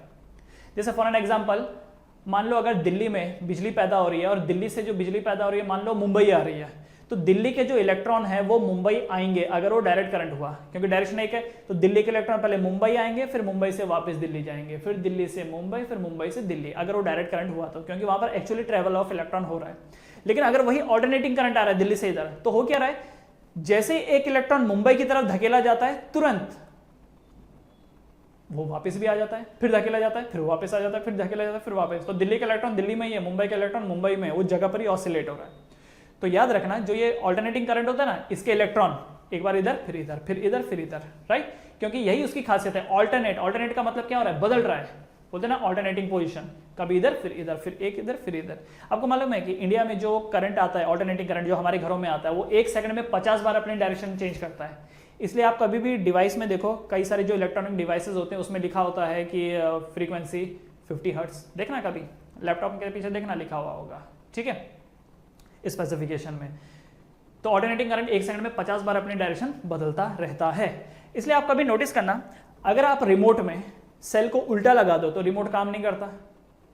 लेकिन अगर आप अपने घर में जो ये फैन का स्विच है उसको ऐसे लगाओ या उसको ऐसा उल्टा करके लगाओ, ऐसे लगाओ या ऐसे लगाओ, कोई फर्क नहीं पड़ता। क्यों फर्क नहीं पड़ता? वो इसलिए फर्क नहीं पड़ता क्योंकि सीधा लगाओ या उल्टा, इसने तो अपने डायरेक्शन एक ना एक टाइम बाद चेंज कर देनी है, ठीक है। तो इसलिए यहां पर पोलैरिटी का कोई चक्कर नहीं होता ऑल्टरनेटिंग करंट में, जबकि डायरेक्ट करंट में पोलैरिटी का चक्कर होता है। अब कोई पूछे आपको सर कौन सा अच्छा है, इस हिसाब से तो ऑल्टरनेटिंग करंट अच्छा है, ऐसा लगाओ ऐसा लगाओ कोई फर्क ही नहीं पड़ता। यहाँ तो टेंशन होता है, गलती से उल्टा लगा दे तो काम ही नहीं करता, ठीक है। देखो दोनों के अपने फायदे हैं, अपने नुकसान है, ठीक, समझ में आया। तो डायरेक्शन को लेकर के इसका एक फिक्स डायरेक्शन है, जबकि इसका डायरेक्शन बदलता रहता है। दूसरा सोर्स, इसका सोर्स क्या है? Battery, solar cell, DC generator. तो ये कहां से? ये डायरेक्ट करंट कौन प्रोड्यूस करता है? Battery, solar cell, DC generator. जबकि ऑल्टरनेटिंग करंट कौन प्रोड्यूस करता है? ऑल्टरनेटिंग जनरेटर्स आते हैं अलग, मतलब ये भी एक टाइप के जनरेटर होते हैं, ठीक है। उसके बाद मेंस इलेक्ट्रिसिटी सप्लाई, जो हमारे घरों में जो बाहर से जो सप्लाई आती है वो ऑल्टरनेटिंग करंट की ही सप्लाई होती है, ठीक है। अच्छा, फिर आपके मन में एक सवाल आएगा, सर तो ये बाहर वाले डायरेक्ट डीसी क्यों नहीं दे देते हैं, मतलब एसी क्यों देते हैं? देखो एसी में पता है क्या होता है, एसी का जो वोल्टेज है आप कम ज्यादा कर सकते हो, डीसी का वोल्टेज आप कम ज्यादा नहीं कर सकते हो आसानी से। होता क्या है, जैसे आपके घरों में जो करंट आता है ऑल्टरनेटिंग करंट, वो 220 वोल्ट का होता है, ठीक है। आपके घरों में जो ऑल्टरनेटिंग करंट आता है वो 220 वोल्ट रहता है, ठीक है। पर जो आपका लैपटॉप है, आपका जो लैपटॉप है उसको कम वोल्टेज चाहिए होता है। आपका जो लैपटॉप है या जो मोबाइल का चार्जर है या जो हम छोटे छोटे इलेक्ट्रिकल डिवाइसेस यूज करते हैं, जैसे रिमोट वगैरह, रिमोट तो चल ठीक है, वो तो सेल पे अलग से चल ही रहा है, मतलब ऐसे जो हैं तो छोटे छोटे डिवाइसेस, पर यूज हम लोग ऑल्टरनेटिंग करंट में करते थे। Charger is the best example. उनको क्या चाहिए होता है? उनको 5 वोल्ट ही चाहिए होता है। हमारे घर में बिजली कितना आ रहा है? 220 वोल्ट। हमको चाहिए कितना? उस लैपटॉप को चार्जिंग के लिए कितना चाहिए? 5 वोल्ट। तो ऑल्टरनेटिंग करंट की खासियत क्या होती है? उसको आप स्टेप डाउन कर सकते हो। जबकि डायरेक्ट करंट में प्रॉब्लम क्या है कि अगर मान लो ये घरों में डायरेक्ट करंट 220 वोल्ट का आता और कोई बोलता है इसको स्टेप डाउन करके 5 वोल्ट में कन्वर्ट करो, तो बड़ी दिक्कत आ जाती है, ठीक है, काम उतना आसान नहीं होता। तो इसीलिए एक तरफ से देखा जाए तो अगर घरों में ऑल्टरनेटिंग करंट है तो वो सोच समझ के ही है, ठीक है। अच्छा, एक और चीज है, क्योंकि आप यहां पर ऑल्टरनेटिंग करंट के वोल्टेज को कम ज्यादा कर सकते हैं, इसलिए जब एक स्टेट से दूसरे स्टेट में बिजली पहुंचानी होती है तो हम लोग क्या करते हैं? ऑल्टरनेटिंग करंट का इस्तेमाल करते हैं और उसका वोल्टेज बढ़ा देते हैं ताकि एनर्जी लॉसेस कम हो। पर अगर वही डीसी करंट होता तो एनर्जी लॉसेस ही इतना ज्यादा होता कि आपका बिजली का बिल बहुत आता फिर, ठीक है, बेसिकली महंगा हो जाता, क्योंकि वो आपकी गलती तो नहीं है पर नुकसान तो हो ही रहा है। तो उसकी भरपाई के लिए फिर क्या करती है जो कंपनीज है वो पर यूनिट का रेट बढ़ा देती है, ठीक है ना। हाँ, तो दूर ट्रैवलिंग के लिए ऑल्टरनेटिंग करंट अच्छा होता है। खैर, अब उसके बाद आगे ग्राफ। ग्राफ इसका क्या बनता है, straight line constant value when current is plotted against time. मतलब कि अगर मैं डीसी का ग्राफ बनाऊं तो डीसी का ग्राफ ऐसा बनता है, ये टाइम है और ये करंट है। तो मान लेते हैं कि ये जो बैटरी है इसके ऊपर लिखा है 5 वोल्ट, तो ये 0 1 2 3 4 5, तो ये 5 वोल्ट है, तो इसका जो ग्राफ आएगा वो ऐसा स्ट्रेट आएगा, ठीक है। जबकि अगर मैं इसकी बात करूं अ सिनुसॉइडल वेव, अच्छा सिनुसॉइडल वेव का मतलब क्या होता है, आपने साइन का ग्राफ कभी देखा है, मैथमेटिक्स में पढ़ोगे साइन कॉस थीटा, तो वहां पर अगर आप प्लॉटिंग करोगे ना ये करंट को लेकर के, मान लो आपके घरों में जो ऑल्टरनेटिंग करंट आ रहा है वो 5 वोल्ट का है, ठीक है, 5 वोल्ट का है या 5 एम्पियर, तो उसका करंट ऐसा होता है, ये ऐसा, ये उसका ऐसा ग्राफ होता है। तो एक बार ये जो करंट है वो +5 एम्पियर बता रहा है और एक बार ये -5 बता रहा है, एक बार क्या बता रहा है ये -5। अच्छा माइनस का मतलब है उल्टा डायरेक्शन, इसका मतलब क्या है, देखो अगर बैटरी है, बैटरी में लिखा है 5 वोल्ट और उसकी वजह से मान लो 5 एम्पियर है, just take an example, 5 ampere ये बता रहा है, 5 एम्पियर का करंट देता है आपका जो बैटरी है, तो लगातार वो 5 एम्पियर 5 एम्पियर 5 एम्पियर ही देगा। जबकि ऑल्टरनेटिंग करंट कैसा होगा, 0 1 2 3 4 5 5 4 3 2 1 0 -1 -2 -3 -4 -5 -5 -4 -3 -2 -1 0। तो ऑल्टरनेटिंग करंट बढ़ता है कम होता है, फिर बढ़ता है फिर कम होता है, ठीक है, और साथ साथ में वो डायरेक्शन भी बदलता है। तो डीसी का और एसी का ग्राफ ऐसा बनता है एंड डीसी का ऐसा बनता है, this is the graph for the DC and this is the graph for the AC. ये जो ग्राफ है ये सिनुसॉइडल इसके लिए बोला जाता है क्योंकि साइन का ग्राफ है, मैथमेटिक्स में पढ़ोगे साइन का ग्राफ ऐसा होता है, ठीक है। अच्छा यूजेस क्या है, डीसी का मोबाइल फोन हो गया, लैपटॉप हो गया, इलेक्ट्रॉनिक सर्किट एक्सेट्रा। जबकि इसके यूजेस क्या है, house hold, power supply, industries, transmission of electricity and etcetera. ये इतना इसका वाइड रेंज इसलिए है क्योंकि इसके वोल्टेज को आप कम ज़्यादा कर सकते हो और इसमें बिजली का लॉसेस कम होता है एसी में, इसलिए ज़्यादातर हम लोग एसी यूज़ करते हैं, ठीक है। चलिए इसको जल्दी से आप लोग लिख लीजिए, मूविंग टू नेक्स्ट पार्ट, इसको लिख लीजिए, बढ़ते हैं आगे। Okay now next is domestic electric circuit. Domestic electric circuit, हमारे घरों में जो ये इलेक्ट्रिक सर्किट रखे जाते हैं, बनाए जाते हैं जो डोमेस्टिक वाले, वो कैसे होते हैं ज़रा समझना। हमारे घरों में ना 3 टाइप की आप बोल सकते हो कि एक तो होती है लाइव वायर, ठीक है, ये देखो ये डायग्राम में यह है लाइव वायर, ये देखो ये L है लाइव वायर, मतलब इसमें करंट है। एक होती है न्यूट्रल वायर, न्यूट्रल वायर। अब देखो करंट कैसा होता है, एक क्लोज सर्किट में काम करता है, मतलब अगर क्लोज सर्किट है तभी तो करंट फ्लो करेगा, तो अगर एक वायर से करंट आया है तो दूसरी वायर से करंट जाए भी ना वापस, ठीक है। तो एक लाइव वायर हो गई, एक न्यूट्रल वायर हो गई और एक अर्थिंग होती है, दिस इज द अर्थिंग, ठीक है। तो ये 3 होता है। अर्थिंग क्या होता है ये मैं आपको बताता हूं, लेकिन उसके पहले ये समझिए, ये लाइव वायर है, लाइव वायर से ये कनेक्ट होता है मेन फ्यूज पे। फ्यूज जानते हो क्या होता है, फ्यूज कभी देखना आपके जैसे इसमें जैसे डेस्कटॉप हो गया या घरों में जो स्टेबलाइजर्स हो गए, उनमें एक ऐसा डिवाइस रहता है, कांच का बना होता है, ये साइड मेटल है और ये साइड मेटल है और बीच में ना एक सिलेंड्रिकल कांच होता है और बीच में ना एक ऐसी वायर होती है, इसको लगाना पड़ता है।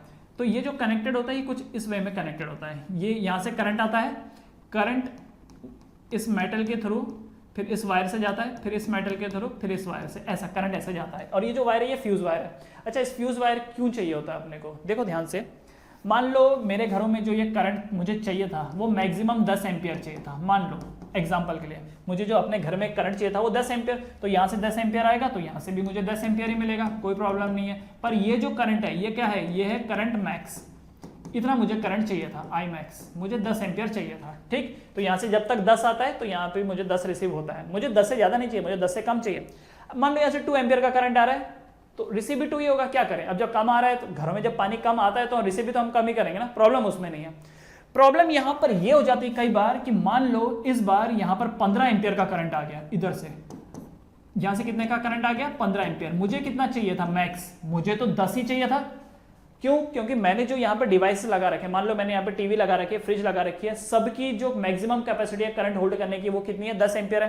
क्योंकि आपको मालूम है ना हीटिंग इफेक्ट का फॉर्मूला पड़ा था ना, H=I²RT, करंट बढ़ेगा तो उसके स्क्वायर टाइम्स हीटिंग बढ़ेगा। बेसिकली समस्या क्या है कि अगर जरूरत से ज्यादा करंट मिला तो मेरे जो डिवाइसेस है वो खराब हो सकते हैं, तो मुझे चाहिए कि मैक्सिमम यहां से 10 एम्पियर का ही करंट मिले। तो मैंने क्या किया, एक फ्यूज लगा दिया, जैसे 15 एम्पियर का करंट आएगा वो इधर से गुजरेगा, ये मेल्ट हो जाएगा। जैसे ये मेल्ट हो जाएगा तो यहाँ से कनेक्शन ब्रेक डाउन हो जाएगा और 15 एम्पियर का करंट इधर ही रुक गया। अब यहाँ से वो करंट आगे पास नहीं होगा और जो मेरे डिवाइसेस होंगे वो खराब नहीं होंगे। ठीक है, ये होता है फ्यूज का काम। क्या होता है फ्यूज का काम? कि हाई वोल्टेज करंट को इधर फ्लो नहीं करने देना है। ठीक है, क्यों? क्योंकि अगर हाई वोल्टेज करंट मेरे छोटे छोटे डिवाइसेस पे लगा तो मेरे डिवाइसेस खराब हो सकते हैं। तो बीच में फ्यूज लगा होता है। फ्यूज को जैसे ही पता चलता है कि हाई वोल्टेज करंट आ गया, वो मेल्ट हो जाता है और सर्किट ब्रेक डाउन हो जाता है। तो आप बोलोगे सर फिर ये तो सर्किट ब्रेक डाउन हो गया, ये तो नुकसान हो गया ना, अभी दोबारा भरपाई करो। तो ठीक है ना, ये 2-3 रुपए का आता है। तुमको क्या चाहिए? तुम्हारे 40-50 हज़ार का टीवी खराब हो जाए वो चलेगा, या 2-3 रुपए का ये खराब हो जाए ये चलेगा? ऑब्वियसली ये, तो इसलिए फ्यूज लगाया जाता है। ठीक है, ये यहाँ पर फ्यूज लगाया हुआ है। फ्यूज के बाद ये जाता है मीटर बोर्ड में, बिजली का बिल जो आता है वो इधर से तो आता है। ठीक है, उसके बाद होता है मेन स्विच, जो घरों में लगा होता है ना। जब हम गांव जाते हैं तो मेन स्विच डाउन करके जाते हैं ना, कि कहीं ऐसा ना हो कि कोई छोटा मोटा अप्लायंसेस ऑन रह जाए, तो मेन स्विच डाल दिया, सब बंद। तो ये मेन स्विच है। फिर मेन स्विच से फिर जाकर के ये कैसा होता है, ये कंज्यूमर फ्यूज है, जो भी है। ठीक है, तो बेसिकली ये क्या है, ये जो फ्यूजेस होते हैं ये सेफ्टी पर्पज के लिए होते हैं। और ये लाइन जा रही है आगे, जलती ही जा रही है। अब घरों में तो कितने होते हैं, कई सारे फैन हो गए, कई सारे अप्लायंसेस हो गए, इतने सारे लाइट्स हो गए। तो ये कैसा कनेक्शन है? Parallel connection. क्यों? क्योंकि न्यूट्रल भी देखो सेम वे में जा रहा है, न्यूट्रल जो है वो भी सेम वे में जा रहा है। अब अगर आप एक चीज देखो, जैसे बल्ब है, बल्ब कैसे कनेक्टेड है? तो बल्ब देखो, एक वायर इधर है, फिर स्विच लगाया हुआ है और ये बल्ब कनेक्टेड है दूसरी वायर से। तो होता क्या है समझना, यहां से लाइव वायर से करंट आया, करंट यहां से होता हुआ इस बल्ब को जलाया और वापस न्यूट्रल से पीछे चला गया। करंट यहां से आया, बल्ब को जलाया, जब स्विच को आपने ऑन किया था तो यहां से इधर चला गया। राइट, क्लोज सर्किट है, क्लोज सर्किट है। अब दूसरी बात, इसकी बात करते हैं सॉकेट की। तो यहां से करंट आया, ओके जी, करंट आया, यहां पर सॉकेट को चलाया और फिर करंट यहां से वापस निकल गया, यहां से वापस निकल गया। Again close circuit. और कैसा सर्किट है? पैरेलल सर्किट है। ठीक है, ये पैरेलल सर्किट है। अच्छा, अब यहां पर एक चीज देखो, मान लो इसकी बात कर रहा हूं मैं, अगर सॉकेट काम नहीं करेगा, पर ये तो काम कर ही रहा है ना, क्योंकि आपको पता है कि घरों में जो कनेक्शन होता है पैरेलल होता है। क्योंकि पैरेलल में क्या होता है, अगर एक डिवाइस खराब भी हो गया उसके दूसरे को इंपैक्ट नहीं पड़ेगा। मान लो अगर ये बल्ब काम नहीं कर रहा तो उसमें उसका थोड़ी ना कोई नुकसान हो रहा है, वो तो अपना चल ही रहा है, क्योंकि उसका सर्किट थोड़ी ब्रेक डाउन हुआ है। या वो अगर खराब हो गया तो इस पर कोई असर नहीं आएगा। ठीक है, so this is the way connection मारा जाता है। अब एक तीसरी चीज ये कि ये सर अर्थिंग क्या चीज है? देखो सर, सॉकेट में जो ये तीसरा वाला पार्ट दे रखा है, this is the earthing, this is the earthing. ये दिख रहा है क्या? अच्छा, अर्थिंग मेन स्विच में भी कनेक्टेड है, मीटर में भी कनेक्टेड है, और ये अर्थिंग का रखा है। ये क्या चक्कर है सर, ये अर्थिंग किस लिए काम आता है? जबकि यहाँ बल्ब में तो अर्थिंग है ही नहीं, यहाँ पर अर्थिंग है। तो अर्थिंग कब काम आता है? देखो ध्यान से समझो, ऐसे डिवाइसेस जिनकी बॉडी मेटेलिक होती है, ऐसे डिवाइसेस जिनकी बॉडी मेटेलिक होती है उनमें अर्थिंग दिया जाता है। ठीक है, तो मेटेलिक किसकी बॉडी होती है? जैसे अगर मैं देखूँ, हमारा जो लैपटॉप हो गया उसकी बॉडी प्लास्टिक की होती है, कोई प्रॉब्लम नहीं है। टीवी की बॉडी प्लास्टिक की होती है, कोई प्रॉब्लम नहीं है, अर्थिंग की जरूरत नहीं है। इस्त्री आयरन जो करते हैं उसकी बॉडी मेटेलिक होती है, ज़रूरत है। फ्रिज की बॉडी मेटेलिक है, हाँ भाई ज़रूरत है। अच्छा, किसी किसी का वाटर कूलर की बॉडी मेटेलिक की होती है, किसी किसी के प्लास्टिक की है। तो जिसके प्लास्टिक की है कोई प्रॉब्लम नहीं है, पर जिसका मेटल की है प्रॉब्लम है। होता क्या है, अगर बॉडी मेटेलिक है तो कई बार क्या होता है कि जो कनेक्शन है उसमें से ना इलेक्ट्रिसिटी लीकेज हो रही होती है। ठीक, कनेक्शन ठीक से मारा नहीं है तो इलेक्ट्रिसिटी लीकेज हो रहा है। अब वो जो इलेक्ट्रिसिटी लीकेज होगा वो क्या होगा, वो उस पूरी बॉडी पे आ रहा होगा। जैसे मान लो मेरे पास घर में कूलर रखा हुआ है, कूलर मेटेलिक बॉडी है, तो इलेक्ट्रिसिटी का कनेक्शन प्रॉपर नहीं है तो इलेक्ट्रिसिटी लीकेज हो रहा है, और वो जो लीकेज होगा वो उसकी पूरी बॉडी में आएगा। अब अगर उसकी पूरी बॉडी में करंट आ रहा है तो जैसे मैं छूंगा मुझे करंट लग जाएगा। तो सामने वाले क्या करेंगे जरा समझना, जो दुकान मतलब जो मैन्युफैक्चरिंग कंपनी है वो क्या करेगी, उनको पता है कि बॉडी इसकी मेटेलिक की है। तो देखो होगा ये कि जो ये लाइव वायर है, न्यूट्रल वायर है, उसका कनेक्शन तो वैसे रहेगा वो चालू करने के लिए। मान लो जैसे एक मोटर लगी हुई है, यहाँ पर ये फैन कनेक्टेड है, ये फैन ऐसे घूमता है, तो लाइव वायर और ये, ठीक है, this is the live wire and this is the neutral wire connected as per the जो भी है। तीसरा जो वायर होगा वो कुछ इसकी बॉडी से ऐसा कनेक्टेड होगा, ये देखो इसकी बॉडी से कनेक्टेड होगा तीसरा वायर, और इस वायर को क्या बोला जाता है, अर्थिंग। ताकि गलती से अगर कुछ लीकेज हो रहा होगा तो वो जो लीकेज है वो यहां से निकल करके कहां चला जाएगा, अर्थिंग में चला जाएगा, दिस इज द अर्थिंग। ठीक है, तो ये जो तीसरा वाला जो पार्ट होता है अर्थिंग वाला, वो क्या करता है कि अगर किसी की बॉडी में करंट आ रहा है, किसी भी वजह से आ रहा है, तो वो करंट आपको ना लग करके वो कहां चला जाएगा, अर्थ की तरफ चला जाएगा। क्योंकि करंट को अल्टीमेटली जाना कहाँ होता है, लो पोटेंशियल की तरफ। अब एक ऑप्शन है आपकी बॉडी से होते हुए जाए, और दूसरा ऑप्शन है कि आपने खुद ऐसा रास्ता बना के दे दिया कि भाई देख तू मेरे को शॉक मत देना, तुमको जमीन में जाना था ना, ये लो मैंने तुमको रास्ता बना के दे दिया। तो ऐसे में क्या होता है कि वो करंट नहीं मारता है। तो याद रखना जिनकी बॉडी मेटेलिक होती है उन्हीं को अर्थिंग की जरूरत पड़ती है, सबको नहीं पड़ती, ठीक है। So this is the domestic electric circuit. Alright everyone, तो इसको आप लोग लिख करके बना करके अच्छे से समझने की कोशिश करना, ठीक है। चलिए बढ़ते हैं आगे। नेक्स्ट, तो next is thank you. Chapter खत्म हो गया। तो अगर आपको इसके रिगार्डिंगली कोई डाउट है, कुछ भी अगर आपको लग रहा है, तो हम लोग तो हैं इसके लिए अवेलेबल। तो जितने भी कॉन्सेप्ट हैं उनको अच्छे से कीजिए, बार बार ये वीडियो देखिए ताकि जो भी ये कॉन्सेप्ट है ये और अच्छे से आपको पक्का हो जाए।